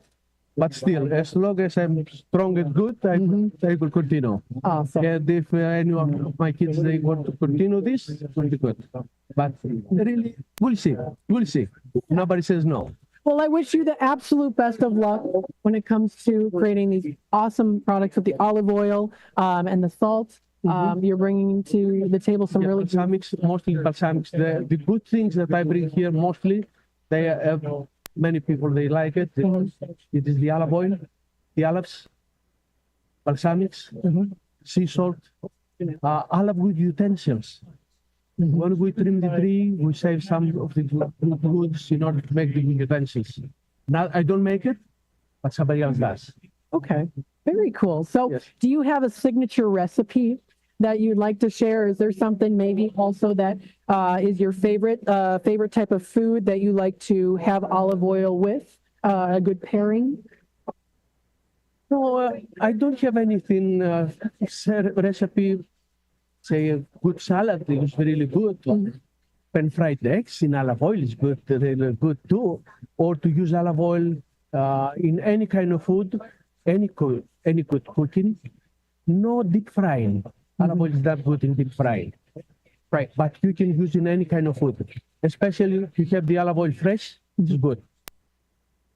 And a good teaspoon olive oil every morning will be good healthy. There you go. Keeps you more healthy for inside and outside. For inside circulation and for the skin, for everything. Well, that's always very important. Yes. Very much so. Now, how can people find you online? Because I actually did take a look at the website. It's a pretty cool website. Oh, thank you. Yes. Thank you. Yeah. Find me online or give me a call, email. My phone number is 708-972-5000. And they can find me that way. Or send me a text. We can talk. Awesome. I always talk. I always communicate. Very cool. Again, the olive oil boasts exceptional flavor, harmonizing robust notes with delicate undertones, elevating any dish. Very cool. Oh, thank you. So thank you so much for joining us today. Much. It was a pleasure interviewing you, and I wish you the best of luck. Thank you very much. You're very welcome. Thank you very much. Of course. Thank you. Thank you. Have a nice day. You as well. Thank you. Thank you. So that was Spartan Gourmet Foods, specializing in olive oil from Sparta, Greece as well, which is really, really cool. Again, every olive in their ultra premium organic extra virgin olive oil is selected and pressed, and it's all using only old world methods. And I think that that's really cool too. As someone who loves family history, who is fascinated with how people did things in the past, the fact that this is a technique that was used in the past and is still used to this day is really cool, and that it's being passed down as well too. So definitely check them out. Spartan Gourmet Foods here at the downtown Elgin Market. Well, we do have only a couple minutes left. Is there anything you'd like to add? Is there any other places that you saw? You know what? While you were talking to that guy, I saw this cool dude standing out here, and his name is Jesse, and he's with a drone company. And they're doing the drone show at the end of summer bash here in Festival Park tomorrow night. Oh, cool. The bash is from 5 until 9 tomorrow night. And so if you want to come back to downtown Elgin tomorrow night, that's going on. And I guess at the end of the bash, they're having this drone show. And I said to this guy, I don't know if we have any openings in the next hour for interviews. I know you booked it up pretty good, but he's he lives in Tennessee, and the drone company is actually out of Las Vegas, and the city of Elgin has brought them to town to do the drone show tomorrow night. I think what's interesting is we're seeing more and more of these drone shows, and I think in a way they're kind of becoming the modern day fireworks show a little I bit. completely agree, yeah, because I know that there are a lot of people out there that are sensitive to the loud noises of fireworks, and the drone shows are very unique too. I've actually seen one before, and it's absolutely phenomenal, the different ways that they can all join together, all the drones, and create words, create pictures. So it's really, really cool. So that's awesome that you were able to meet Jesse. And again, he's with the Skyworks, and they're doing the drone show tomorrow night. I guess by the time the end of Summer Bash ends tomorrow, it'll be after dark. I asked him, I said, can you do America's First Responders Fest? He said, well, it's better to do a drone show after dark, and our festival is going to be over at about 7, and it's September 7th, so it's still probably going to be daytime outside. Right. So it may not work for us to do a drone show at our fest, but it was pretty interesting. Very cool. To talk to him, yeah. That's good. You know, I want to mention, because it looks like we have about 2 minutes to the top of the hour here, we're going to be live from the parade on Sunday. Have you mentioned that yet? Yes. So we're going to be live from the parade. It's at the Coon Creek Country Days. That is out in Hampshire. And I'm looking forward to it. That should be fun. We're going to be out there, I believe it's at 12 o'clock. That's when the parade starts at 12. So we're going to be out there. We're going to be broadcasting live. And it's definitely going to be a great time as well. So you don't want to miss out on that. We're looking forward to also working with Hampshire too. I know that you did already go out and see the president as well. And the mayor. The mayor, yes. Mike Reed, a really nice guy. And there's a WRMN listener walking past the booth. So we're going to broadcast that. And we have church programming all Sunday. And so the parade actually starts at noon.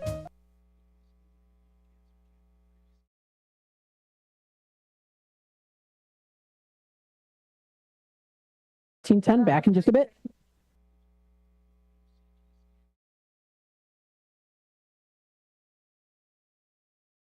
Now start screening. For an easy quiz to see if you're eligible, visit SaveByTheScan.org. It could save your life.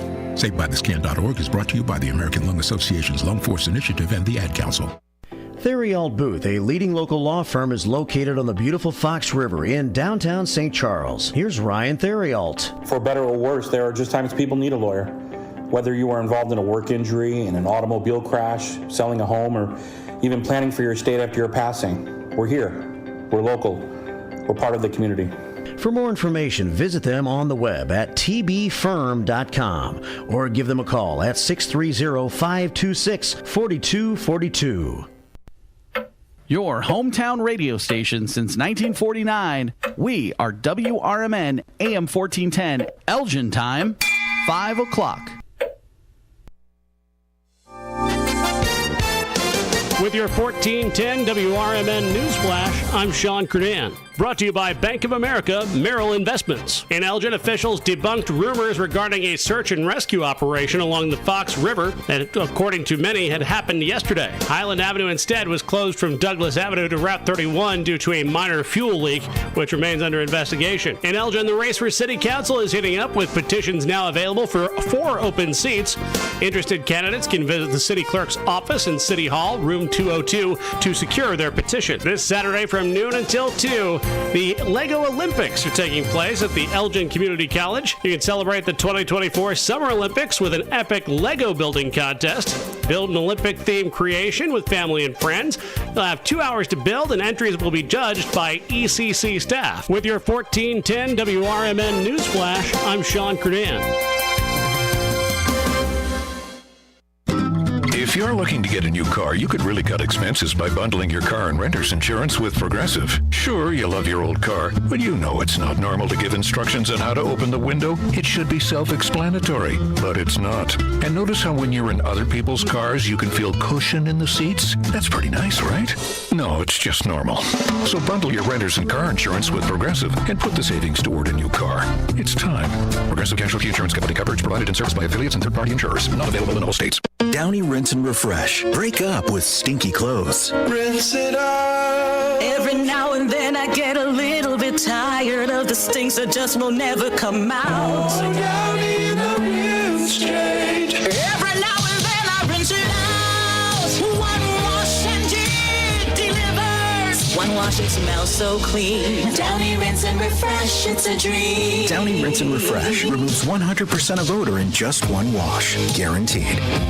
It's the time of the year where storms and inclement weather can pop up unexpectedly. If you have a generator powered by a small engine, keep it running like a top. Don't do the tune-up yourself. Let Ames Small Engine Repair at 674 Laurel Street in Elgin handle your generator. Ames can do oil changes, spark plugs, and make all the necessary adjustments. From simple tune-ups to major repairs, Ames Small Engine can do it all. Don't forget it's not too early to think about a lawnmower tune-up. Call 847-742-8750. Take a historic walk through the home of America's greatest showman, Al Ringling. Located in Baraboo, Wisconsin, you can view the grand opulence on a guided tour, now hourly starting 11 a.m. to 3 p.m. Weekday tours begin on the veranda and on the weekends in the tap room of the Al Ringling Brewery. Behind the mansion, kick back and try a flight of craft beers and dine at this family-friendly stop. Visit alringlingmansion.com for more information. Progressive presents the Sports Flash on News Talk Radio 1410 WRMN. The Bears open up the preseason tomorrow at Buffalo. The team's starters will take some snaps, including top overall pick quarterback Caleb Williams. Day off for both the Cubs and the White Sox on Thursday, but the White Sox fired manager Pedro Greifal after a 28-89 start. He was at the helm for less than 2 seasons. The Sox recently snapped a 21-game losing skid. Bench coach Charlie Montoyo, third base coach Eddie Rodriguez, and assistant hitting coach Mike Tosar also let go. Grady Sizemore will take over as interim manager for the remainder of the season. He'll be joined by bench coach Doug Sisson, third base coach Justin Gershelli, and hitting coach Mike Gellinger. The Cubs and White Sox begin a series tonight in South Chicago. The Cubs have won 2 in a row in 6 of 10 and sit 5 games out of a wild card in the National League. Bundle auto and home, renters or condo, and save with Progressive. I'm Chuck Sanders on News Talk Radio 1410 WRMN. Getting ready for back to school at Macy's is all about fresh starts and new looks, making it one of summer's greatest hits. Save on must-haves like cargos, mini dresses, jeans, and more that'll hold up from the first day of school to the last. Plus, you'll find all the top quality brands you love, like Nike, Jordan, Levi's,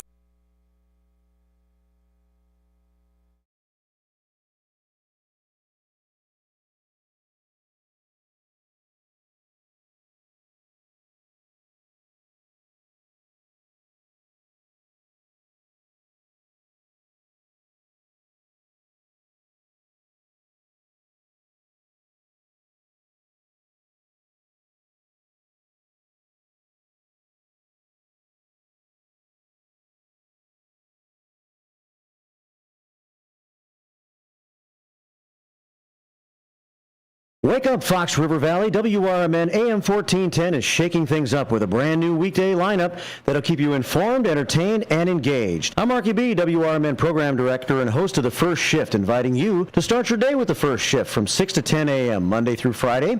Larry Jones, Jakes, myself, and the entire First Shift team bring you the latest local news, entertainment, and, my favorite, more to kick off your morning. Then it's out to lunch with Matt McNeil from 10 until 1 p.m. Tune in for your midday fix of news, interviews, community happenings, and of course, the legendary WRMN Tradio Show. In the afternoon, join us for Fox Valley Afternoons from 2 until 6 p.m. Tammy and friends will chat lifestyle from 2 to 4, while Sonar and his crew dive into politics and news from 4 until 6. Plus, get to know the movers and shakers of the Fox River Valley with exclusive interviews, too. Don't miss out on our new local lineup that's tailor-made for you.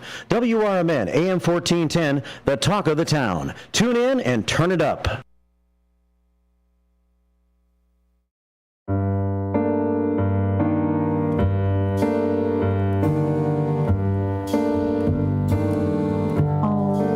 Welcome back, everybody, to the downtown Elgin Market. To the 8th week. Yes, we're in the 8th week here. We're in the 5 o'clock hour. Hopefully everyone is enjoying the show so far.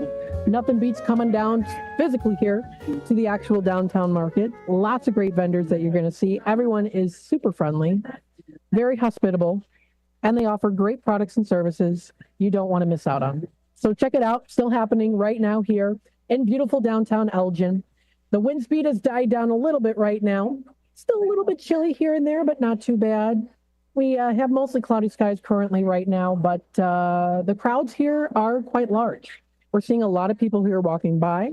There are a lot of different samples that you can try out, as well as different demos. So I encourage you to come on out physically here. This is, again, the downtown Elgin Market at 73 South River Drive, right here in beautiful downtown Elgin.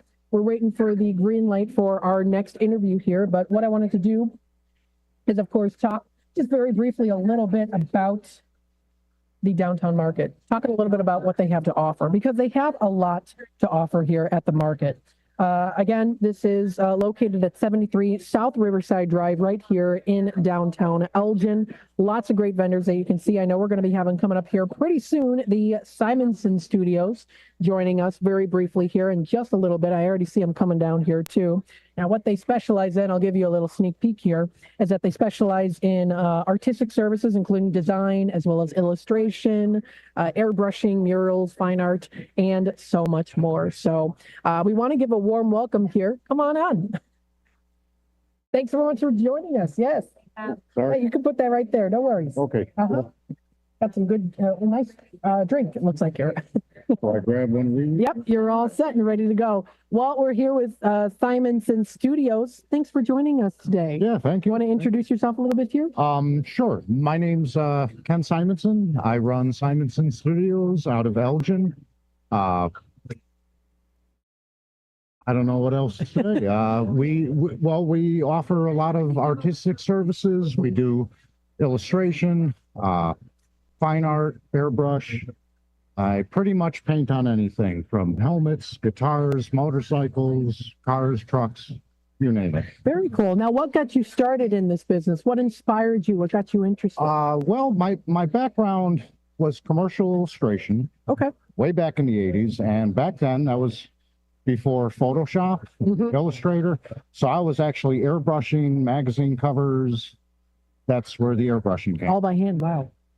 Then I had to kind of relearn my trade in the 90s when Photoshop came onto the scene. But so again, I still do a lot of commercial illustration, but here at the downtown market, I am advertising my fine art work. So it's airbrush on canvas, and I'm selling prints, frame prints, and some sculpture stuff. I also do sculpture. So very cool. So what do you like best? You say it's the airbrush. I know that was kind of started at the roots. You said was the airbrushing. Yes. Well, my mother was an oil paint artist. She taught me to oil paint when I was very young.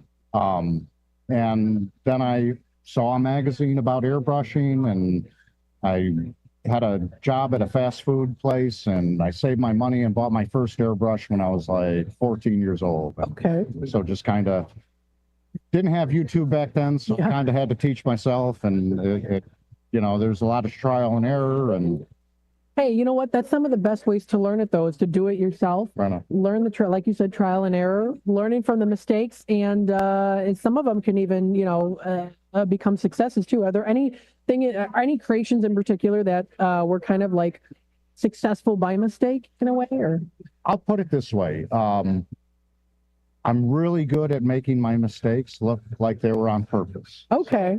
So sometimes your airbrushing is very tricky. And it's a lot of, you never know what's going to happen when you pull that trigger. So, so sometimes, if something doesn't go your way and what you thought, you kind of work it until it does. And right. So that's the thing about artwork too.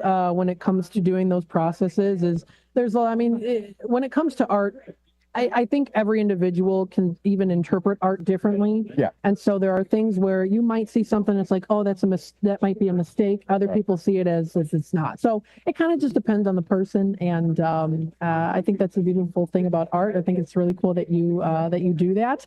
Now, if you want, tell us a little about some of the most memorable.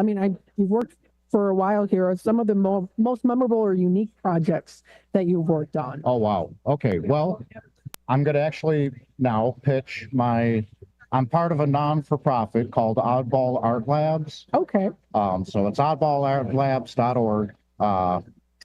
We are a group of artists that host a big annual show every year, right around early July. And we hosted at Elgin Art Space Lofts. Oh, they have nice. a big gallery space there, which is where I actually run my studio out of. So it works out well for me. I don't even have to drive it. Very cool. Our last show was called Twisted Toys. Yes, I heard And about that. Every year they put me up because I do a lot of big sculpture as well. I carve foam and you name it. But every year they have me do a large kind of a photo op piece for the show. This last year I did a working version of the game Operation. So it was 4 by 7.5 foot tall. Oh, wow. Actual working version of the game. And people came out and were able to play. And the buzzer would go off, the nose would light up. But oh, wow, that's cool. Yeah, that was, again, one of my craziest jobs that I've tried to take on. I do have a good friend. His name is Doug Hansen, and he's an electrical engineer. So he made it light up and work, and I sculpted and all the parts, and so very cool. So you've worked with other people as well to help with your business and creations, yeah? From time to time, yeah. I bring in, if I don't know something, I'll bring in somebody that knows more than me. I'm not ashamed to admit that. It's okay. Very cool. So have you helped other small businesses too? Have you helped others who maybe want to also pursue this career as well? Yes, actually, I've taken on a lot of students in the past. Airbrush is kind of a dying art. There's not many of us left. I would say maybe 1 out of 10 students actually sticks with it, and I hear back from them, and because it is tricky to learn. Yeah. But I do a lot of different stuff. Not only the painting aspect, which I'm doing here today, but sculpture. So Halloween's coming up. Yes. I make Halloween masks. That is so cool. And That's really exciting. And I actually do a lot of stuff in the past for the Elgin event, Nightmare on Chicago Street.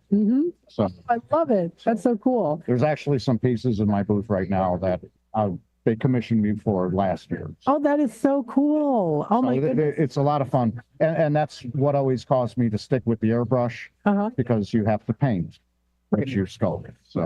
So I'm sure there's a process to making sure that the paint, is put on the product just right. I mean, you probably have something that will kind of like a finish. Oh, yeah. That'll, Yeah. So motorcycle work, of course, is clear coated. For Halloween masks, I use a specific type of clear, which is made by a company called Liquitex, and it's a flexible clear. So when the mask is, wrinkled, it won't crack and so forth. So again, with airbrushing, you learn all kinds of different ways to protect the art. I use different varnishes on canvas and, different fixatives on paper. So yeah, I mean, it sounds like you work with a lot of different things. Again, with a collaboration too, with client collaboration, I'm sure you also get a lot of feedback from other people as well. You also give feedback as well to people. Oh, sure. Yeah. So there's Side Street Studio Arts, which I'm sure you've heard of. They do a critique night, which they just hosted last night, and sadly I wasn't there, but I usually attend the critique nights, and it's a chance to show off what you're working on. At the same time, you get to, see what other people are doing, and it's really awesome, positive feedback from everybody. So, oh, that's great. It's sometimes constructive criticism, or they'll just say, "Hey, wow, we love that. Don't change things." So very cool. Yeah. So what do you tell the people that you've helped out if they feel, like, oh, I don't know if I'm going to go anywhere with this, I'm having a hard time trying to think through creative process, working through it. How would you encourage them? Wow. Okay. Yeah, it's very windy. Getting a little windy. So a few of my friends did the whole art college thing. And there's a phrase one of my friends told me. One of his professors it said, you have 1,000 bad paintings in you. You've got to get to the good ones. So don't be discouraged if what you paint doesn't come out exactly the way you wanted. You know, you got to get the bad ones out of the way before you get to the good ones. Yeah, absolutely. That always stuck in my head. Yeah. Oh, that's awesome. Very cool. So thank you so much for joining us. Now, before we let you go, what do you see for the, oh, there's the train. Yeah. You always got to stop and pause. Right. What do you see in the future for your business? Well, again, I do a lot of contract work with local businesses and so forth. I'm really pushing the fine art stuff. I'm getting more and more involved with the non-for-profit. We have some wonderful shows coming up next year. And no, again, this is my first year at the downtown market selling the fine art. So it's kind of an experiment, but you got to tell you, I've really enjoyed it, and I plan to be here next year. Awesome. Well, thank you so much for joining us. How can people find you online? Okay. Simonson Studios. It's spelled funny. It's PSYMONSEN studios.com. And I'm Ken at simonsonstudios.com. That's my email. And then I mentioned Oddball Art Labs. It's oddballartlabs.org. Well, thank you so much for joining us today. I wish you nothing but success for the business and in the future. Thank you so much. Thanks for having me. Oh, you're very welcome. All right. Take care. You as well. Thank you. All right. That was Simonson Studios. Yes, they offer some really, really cool stuff. I also did get to take a look at their website a little bit earlier as well, too. And there's lots of really cool things that that you can find on their website. So definitely check them out. That's Ken Simonson, the owner and artist, customizing an airbrush on virtually any surface: motorcycles, cars, trucks, leathers, guitars. He makes Halloween masks as well, too. So there's a lot of really cool stuff. Definitely something you don't want to miss out on. Check it out. That is Simonson Studios as well, too. So very, very cool. Definitely something you want to check out. Again, from commercial locations to home decor, their murals will bring your walls to life. Very, very cool. Definitely want to check it out. They offer a large selection of artistic services that include design as well as illustration, vinyl graphics, airbrushing. So much. Very cool. Highly recommend checking them out. We're going to take a quick time out, take it back to you, Sonar. We'll be back with more of WRMN AM 1410 live out here at the downtown Elgin Market. We'll see you in just a bit.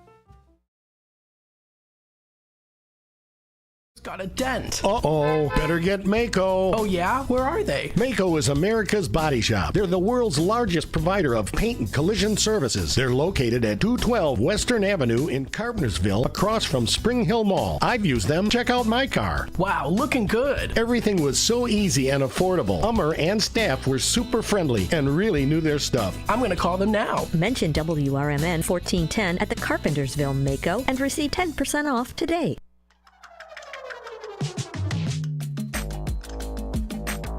Located in the heart of Wisconsin Dells on beautiful Lake Delton, the Delton Oaks Resort offers a classic Wisconsin family vacation. It's an on-the-lake experience with available cabins, villas, and studio condos, all with home-style comforts and amenities. And extra space for family gatherings, reunions, and small groups. With a private sandy beach and dock, you can splash around, swim, and boat to your heart's content. There's a pontoon boat, kayak rentals, fire pit and barbecue grills are available for use for registered guests. Book your stay and enjoy all the ultimate Dells experience with bonus passes to Noah's Ark Water Park. From s'mores to oars, Delton Oaks Resort has something for everyone. Visit DeltonOaksResort.com. That's DeltonOaksResort.com.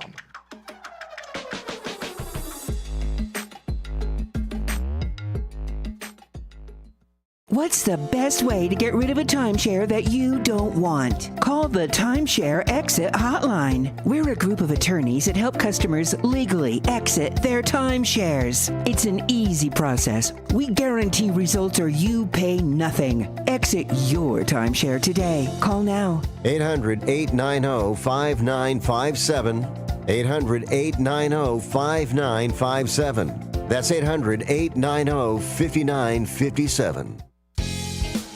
Beef Villa's 3 locations offer much more than their signature Italian beef. Try the Italian sausage, roasted chicken, and more. There's a big variety of delicious side dishes. Beef Villa uses quality ingredients from homemade recipes, and they purchase top-of-the-quality food products from their vendors to bring you the absolute best tasting of foods. Beef Villa's great service and quality are waiting for you, but you won't be waiting long because it's always hot and fresh. Visit beefvilla.com.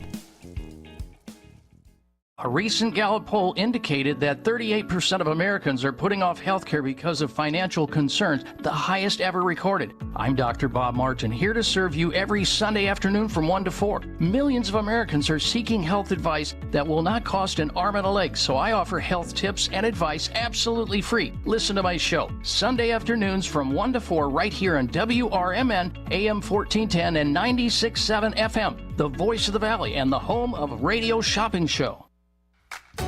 Come on out to the Country Donuts, that is, at Route 20 and Nestler Road. They're always open.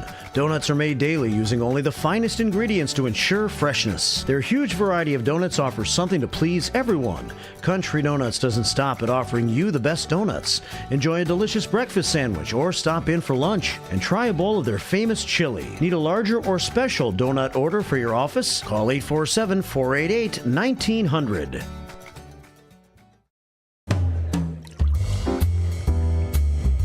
The Distance Social, your spot for great craft cocktails with meaningful conversation. Whether you're out entertaining a group or out for a memorable nightcap, The Distance Social is your spot for starting or ending the perfect evening. Located at 314 North River Street in beautiful East Dundee, Illinois. Go the distance and find your social at The Distance Social.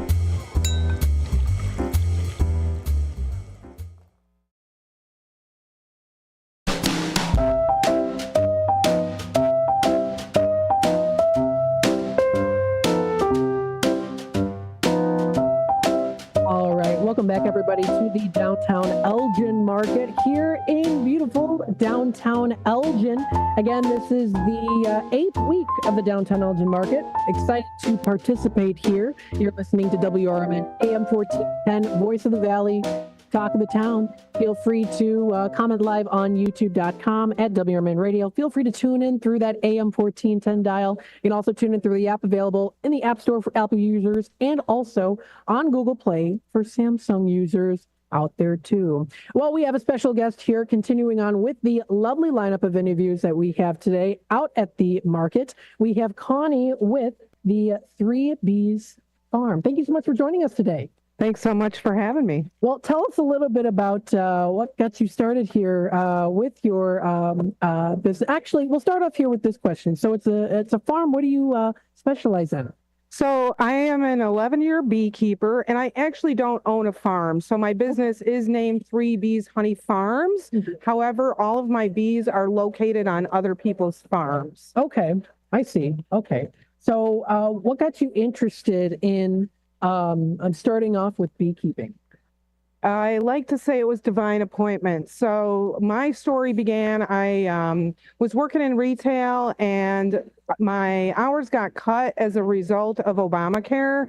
I was a part-timer working full-time hours, single mom. And when my hours got cut, I kind of went looking for work elsewhere. And I had recently met my local beekeeper and was buying honey from him. And at the same time, he had a helper that found work elsewhere and offered me an opportunity to kind of come on and help him out with a variety of tasks. And I went, okay, I can do this in the meantime. And I did it for about a year and I was in love. And so in my first year, I invested in 3 hives. That's why I'm 3Bs.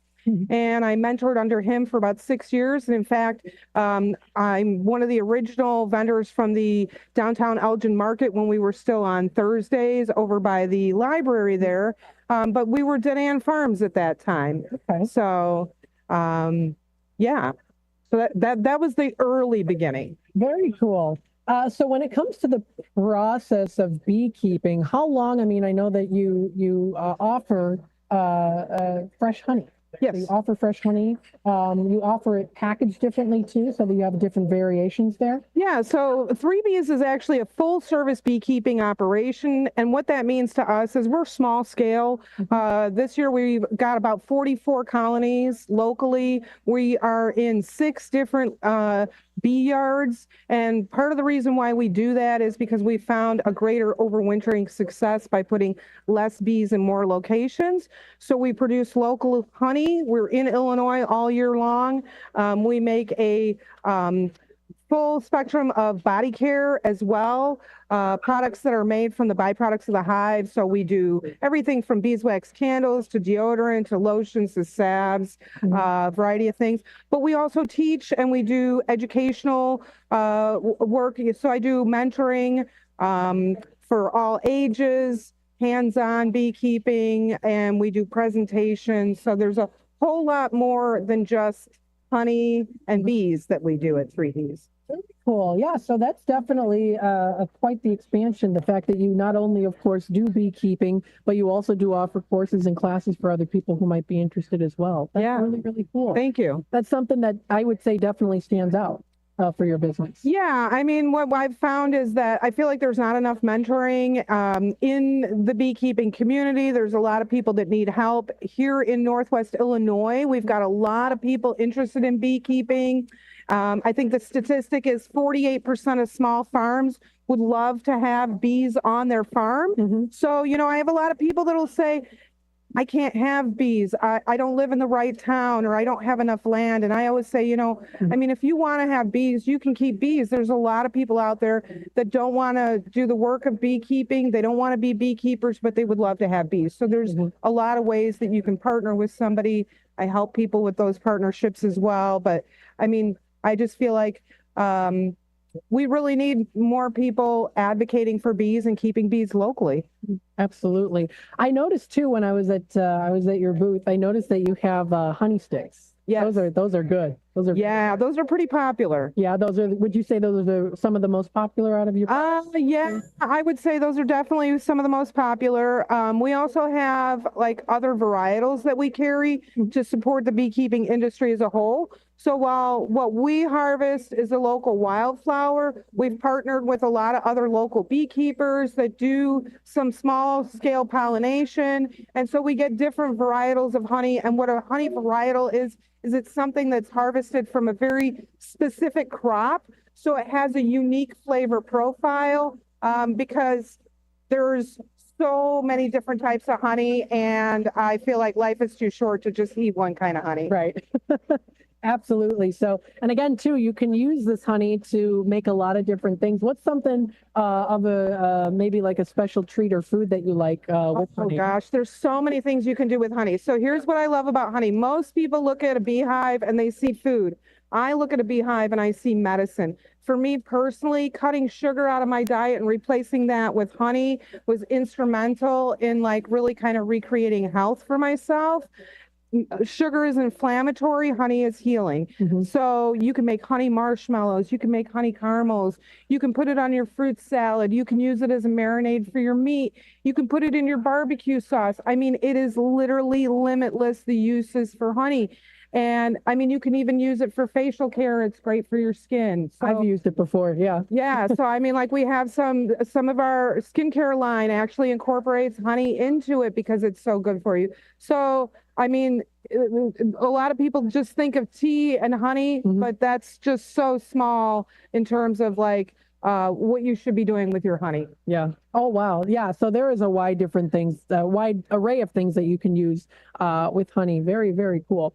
Now, how do you see the future with the business?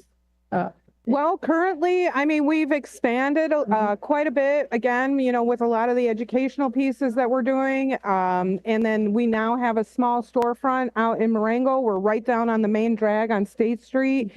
You know, we have expanded some of our wholesale offerings. So during the off season, we can be found over at hospitality right here on Route 31 in Elgin.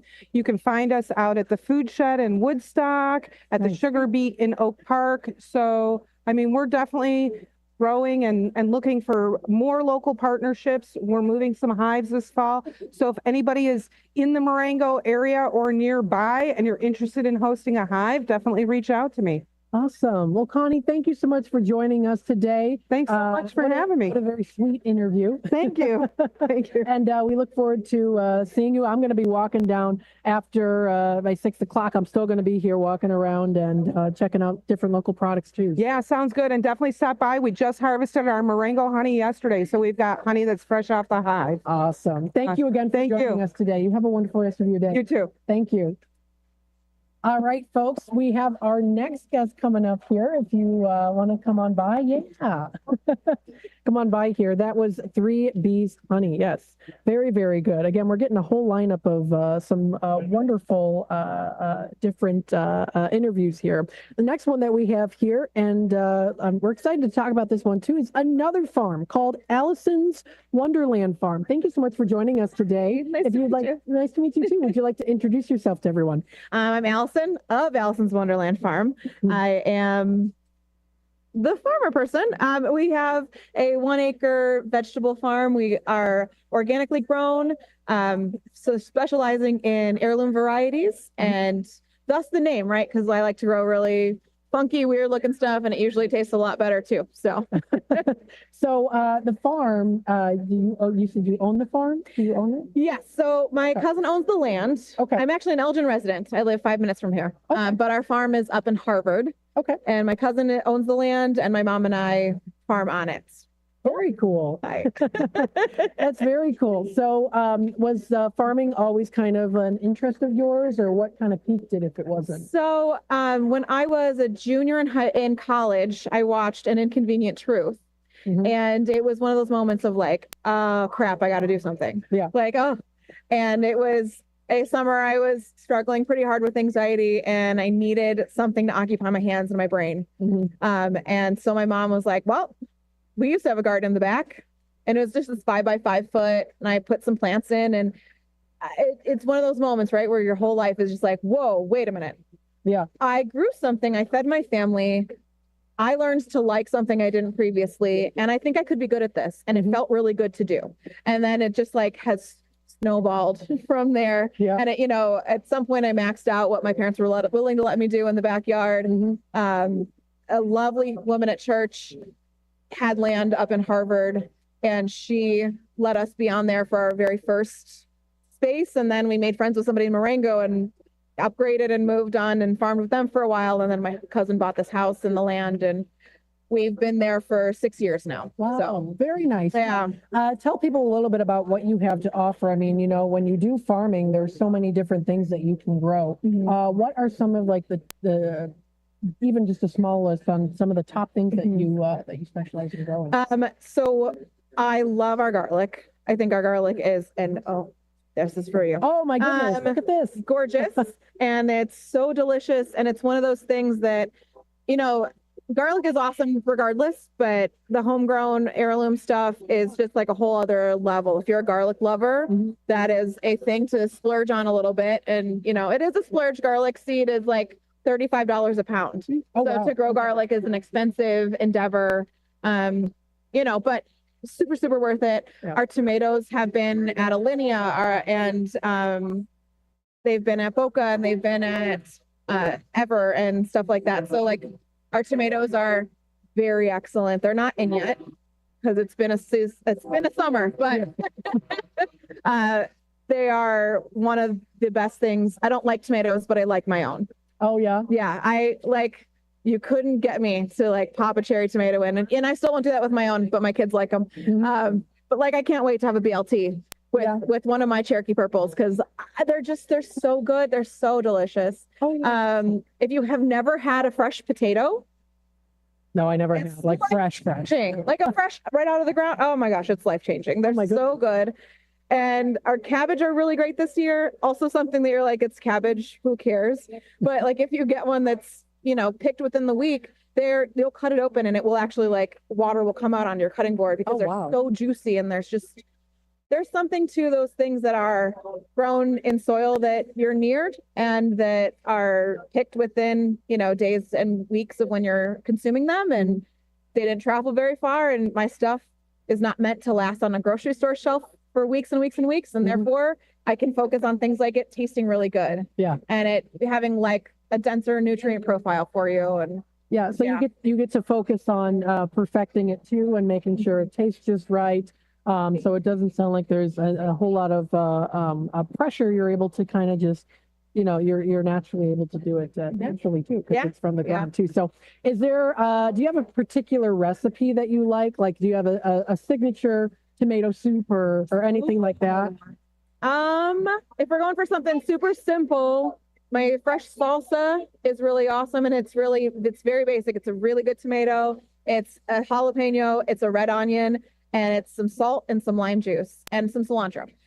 And, that all together is it's like that perfect marriage of the salty, the sour, the sweet, it's just a great bite of food.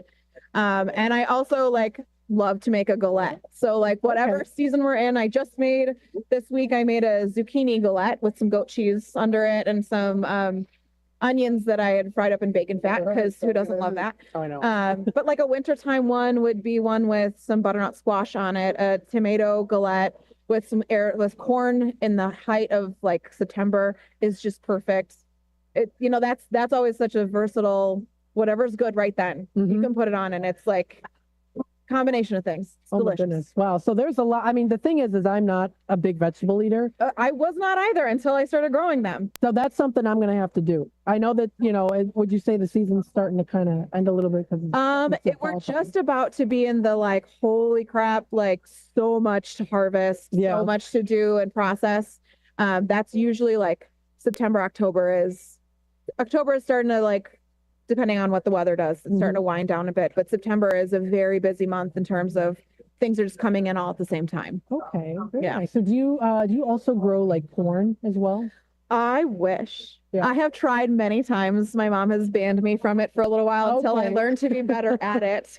My friend Charlie, he owns a farm his family owns a farm in Genoa, and they grow corn. They have what's called Drendel's feed. Okay. And so they provide the feed for the animals. Oh, that's awesome. So he comes from a long line of farmers, and I've been to his house before multiple times and on the farm, and it's just it's amazing. Yeah. And the thing is too, farmers don't get nearly as much credit as they should for all the hard work that they do to feed everyone. Yeah. So I appreciate you coming on today. Thank you. How can people find you online? Do you have a website? So you can find me on Instagram. It's probably the best place, and it's Allison's Wonderland Farm is our handle. 2 L's on Allison. The best place to find me. I'm on Facebook too, but I don't check that as much. In true millennial fashion. Yeah, it's the same for me too. Well, thank you so much for joining us. And we wish you nothing but success in the future. Thank you so much. You're very welcome. Thanks for joining us. All right, folks, that was Allison's Wonderland Farm. Yes, another really cool place to check out. You don't want to miss out on it. And there's lots of cool vendors to go here to visit and check out for yourself too. So what we're going to do is we're going to take a little time out here, and then we'll be back for the last part of this segment as we head on into the last, I would say roughly 15 minutes or so of the 5 o'clock hour. Stay tuned. We'll be back with more here in just a bit. America's First Responders Fest, Saturday, September 7th at Panton Mill Park, South Elgin, Illinois. Join us Saturday, September 7th for America's First Responders Fest. The South Elgin event will pay tribute to veterans and all first responders. This year's event includes Rapid Response 5K and Fun Run starting at 10 a.m. The festival hours are 11 a.m. to 7 p.m. We'll have first responder stage tributes. There will be a classic car show from JP Car Shows. Live bands featuring Deacon Frost, Rick Lindy and the Wild Ones, Jimmy Nick, and the Junkyard Groove.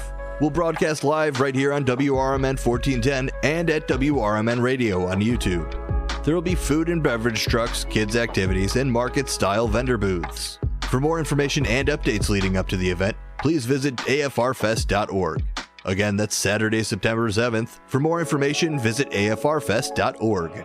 That's America's First Responders Fest, Saturday, September 7th at Panton Mill Park, South Elgin, Illinois.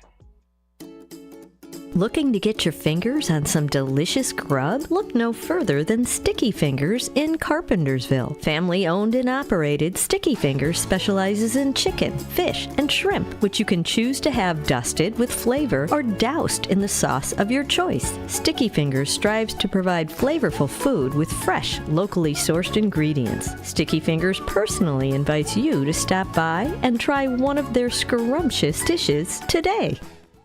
For exceptional home-cooked meals, visit the longest family-owned restaurant in Elgin. Paul's Family Restaurant at Lawrence and McLean takes pride in their fresh daily specials like steaks, fish, pasta, soups, and more. Paul's fresh buttermilk pancakes and breakfast skillets are phenomenal. As you walk in, you can't help but notice owner Elaine's wonderful eye for detail. The toughest decision you'll have to make is what size leftover box to take home. Call 847-695-8687. This is McGruff the Crime Dog, and I need you to help me take a bite out of crime.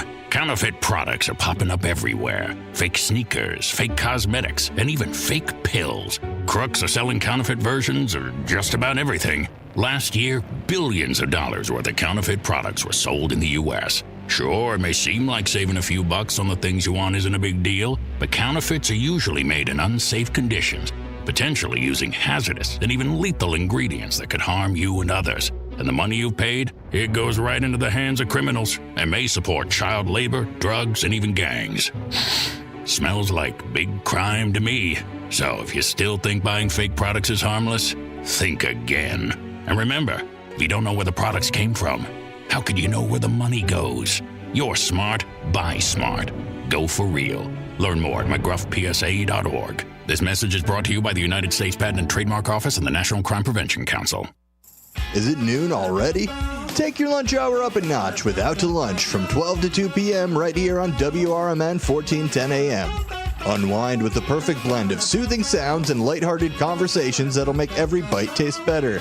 Whether you're in office or out on the town, let us serve up the best in radio company. Stream on the go with our app on Google and Apple. Because lunchtime is your time.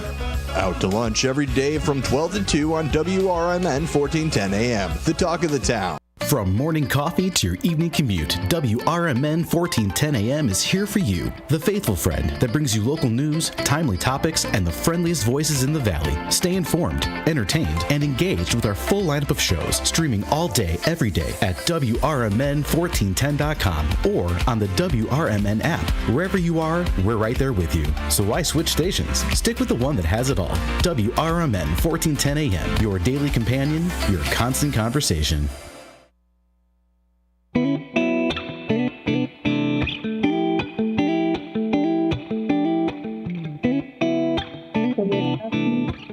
Consider standing totally up to you.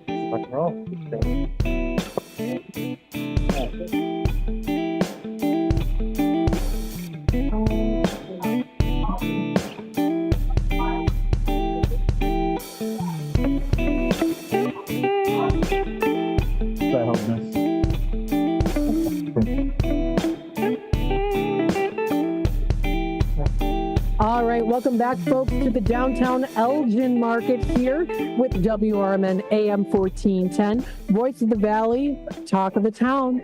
Feel free to check us out live here physically here. We're set up still for a little while here. I'm actually going to be out here even a little bit longer too after packing up, because I want to check out some of the in more grand detail the further along the lines here of some more markets. So definitely looking forward to that. Well, we do have about, I would say, roughly 13 minutes or so left. So what I want to do is I want to welcome the School of Rock in Elgin. Thanks for joining us today. Thanks for having me. You want to introduce yourself to everyone out there? Yeah, my name's Tommy. We're opening a School of Rock in Elgin over on Randall Road by the Elgin Movie Theater, like Randall and 20.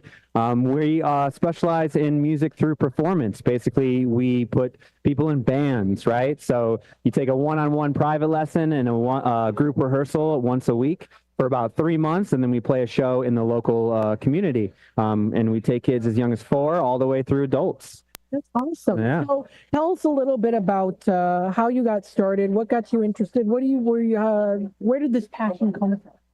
I played in bands in Chicago for a long time, and I love the Chicago music scene, and I never really was like trained traditionally in music. I kind of just picked up the guitar and started strumming chords, writing songs, and then I found School of Rock sort of as like a side gig, as a job, and then I realized, oh, this is actually really fun and really rewarding, and you don't have to like be a touring musician to have a career in music. So I worked for School Rock for about 11 years, and I was directed a bunch of shows, taught every instrument, and now I'm general managing one right now in Naperville, but opening one in Elgin probably will be open in the new year. So if you're interested, just go on our website and put in your information, and I'll reach out to you when we open. You come in for a free trial class and a tour of the school. Very, very cool. So, talking a little bit about who you are, a growing, passionate community dedicated to enriching lives through performance-based music. And what in particular within band do you teach? I mean, do you teach the whole lineup of different equipment that is everything that, we have experience with. All of the instructors are usually gigging musicians, right? So we'll teach you the music, but we'll teach you how to, communicate with your bandmates. We'll teach you, how to use all the gear, stagecraft, stage presence. Like, there's so much more that goes into performing music than just learning it. Right, absolutely. Yeah. So I'm sure you've worked with a lot of people that maybe also too wanted to get into your programs, maybe didn't even have as much experience, and you definitely help them. Do you have any personal stories that you know of? Yeah, I mean, maybe. I'm sure there are a lot. Yeah, there's definitely a lot. I mean, you meet all types of people, and they come from all different types of backgrounds, and they're all in different spots in their progress on the instrument, but it's always rewarding to see. I'd say what makes it the best is when you see an absolute beginner. And actually, I like it when like older adults come in. They're like, oh, like I've always wanted to play an instrument, but I've never had the confidence or the courage.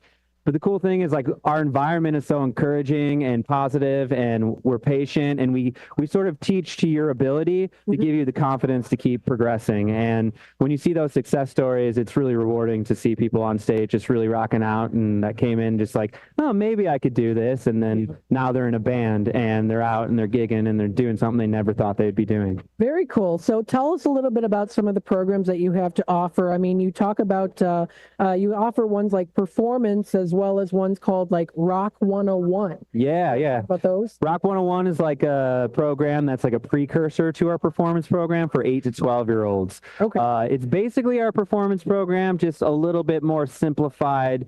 We have simplified songs, with, simplified rhythms and everything. And we have games that teach like the fundamentals of music, that really focused on rhythm in Rock 101, I would say. Same with our other younger programs. It's more of like introductory classes, just to get them passionate about what they want to do. Very cool. Yeah, I'm seeing that here too. The Little Wing is called, ages 4 to 5. So the Rock's youngest fans that come together to experience the music learning too. So you work with a wide range of different. Absolutely. Rock and roll is for everybody. Yeah, there you go. Now the thing is too is, are there any elements to rock and roll that have changed since you've worked with working in like as a band? Are there elements? I mean, I know like with technology growing and yeah, absolutely. I mean, we're really focused on live music and the human element, right? So we want to keep it as organic as possible. But we don't just, cover the Stones and Zeppelin. Like, we do a lot of that. But we also do a lot of, modern music, which requires a lot of different technologies and synthesizers and stuff like that. We can, we've done pretty well with incorporating, the change in music over the years and kind of what people want to hear, going into a venue or a bar or something. Yeah. So is the School of Rock in Elgin, have you worked with other businesses and or other programs as well, like a compilation or like a joint together? Like a partnership? Partnership. That's Yeah. I mean, we partner with local venues to do our shows and everything. I'm getting to know the area a little bit more. Like I said, I was the one managing the one over in Naperville, but Elgin so far has been pretty sick. I actually live right next door in St. Charles, but so I know the area a little bit. But there's tons of really cool venues and bars out here, and then the cultural center downtown. There's so much stuff. So I'm excited to book some shows and get some things going. Absolutely. The thing is downtown Elgin, it's definitely a place to be. It's growing.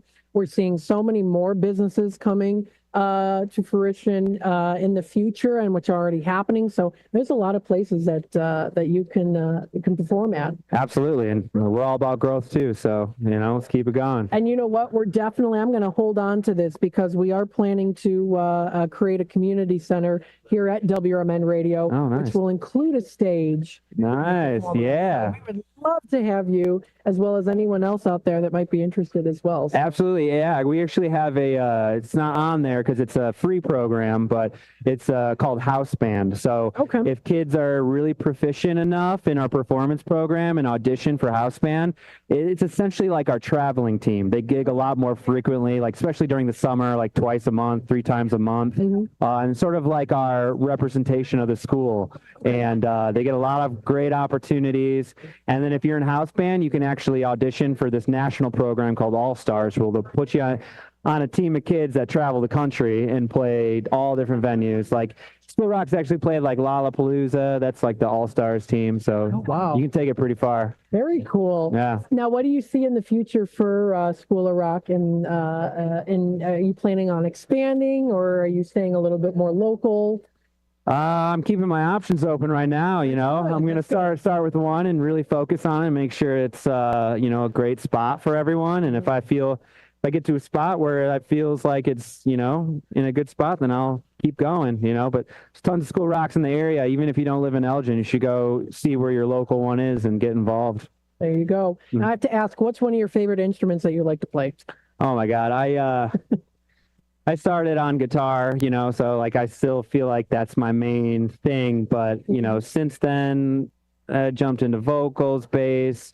Drums is probably the funnest, most fun thing to play, I would say, just because it's the loudest and you get to hit it hard and stuff. I'm not the best at it, but I have the most fun playing it. Would you say learning all the instruments is important?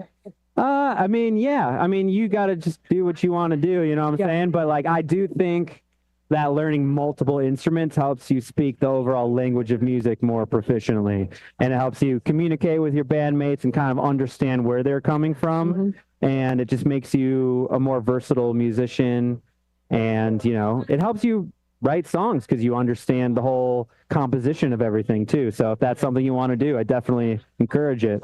Yeah, absolutely. Yeah. Encouragement is definitely important, because I know there's people out there who maybe don't know how to start going about joining a band, and I'm sure you're there to help them too. Absolutely. That's why we're here.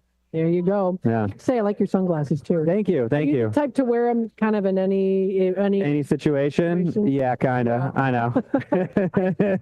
I love my sunglasses too. So I like it. So I wear them inside, at work sometimes, and people look at me like I'm weird. I'm like, well, it's School Rock. I don't know what to tell you. Hey, you got to be your authentic self. Absolutely. There you go. So, absolutely. Well, how can people find out more about you and School Rock? Just go on our website, elgin.schoolrock.com, put in your information under the free trial, and we'll call you when we open and get you in a tour of the school and a free class and go from there. All right. Well, thank you so much for joining us today. Thanks for having us. Check them out. Awesome. Thank you so much. Yep. Greatly appreciate it. Yep. Good one.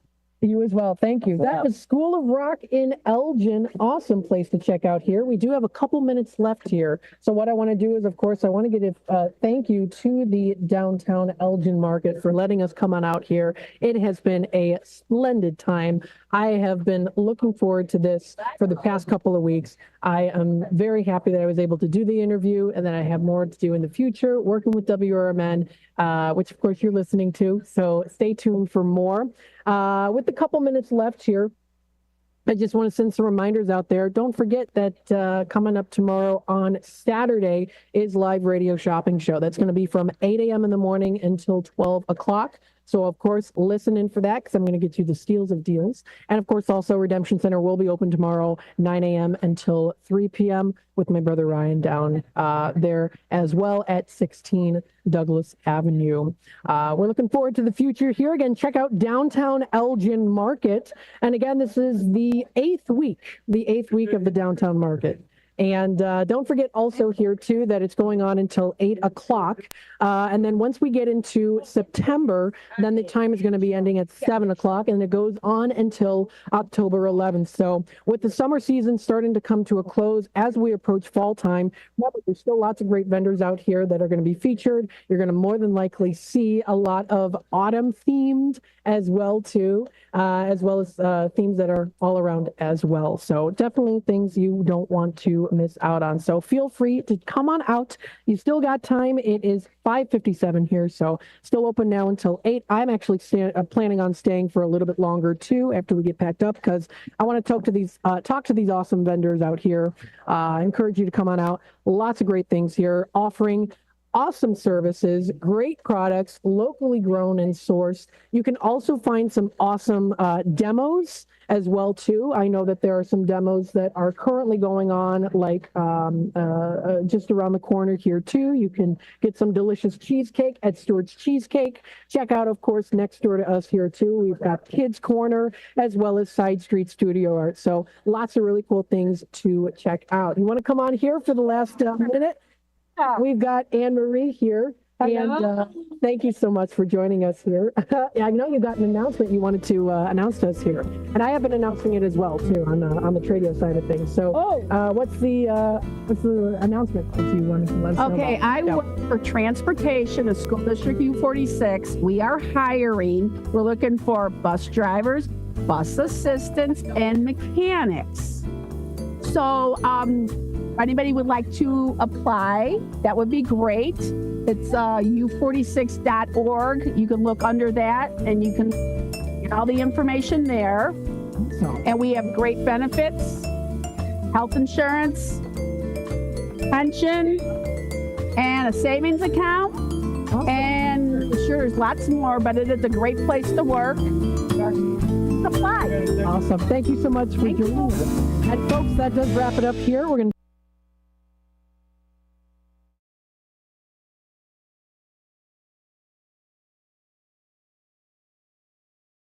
appreciated and cared for at all times. To prove it, they now offer a new patient exam for just $29. That includes consult, x-ray, exam, and cleaning. Let Bender Dental help you have healthy teeth and gums for a lifetime. Located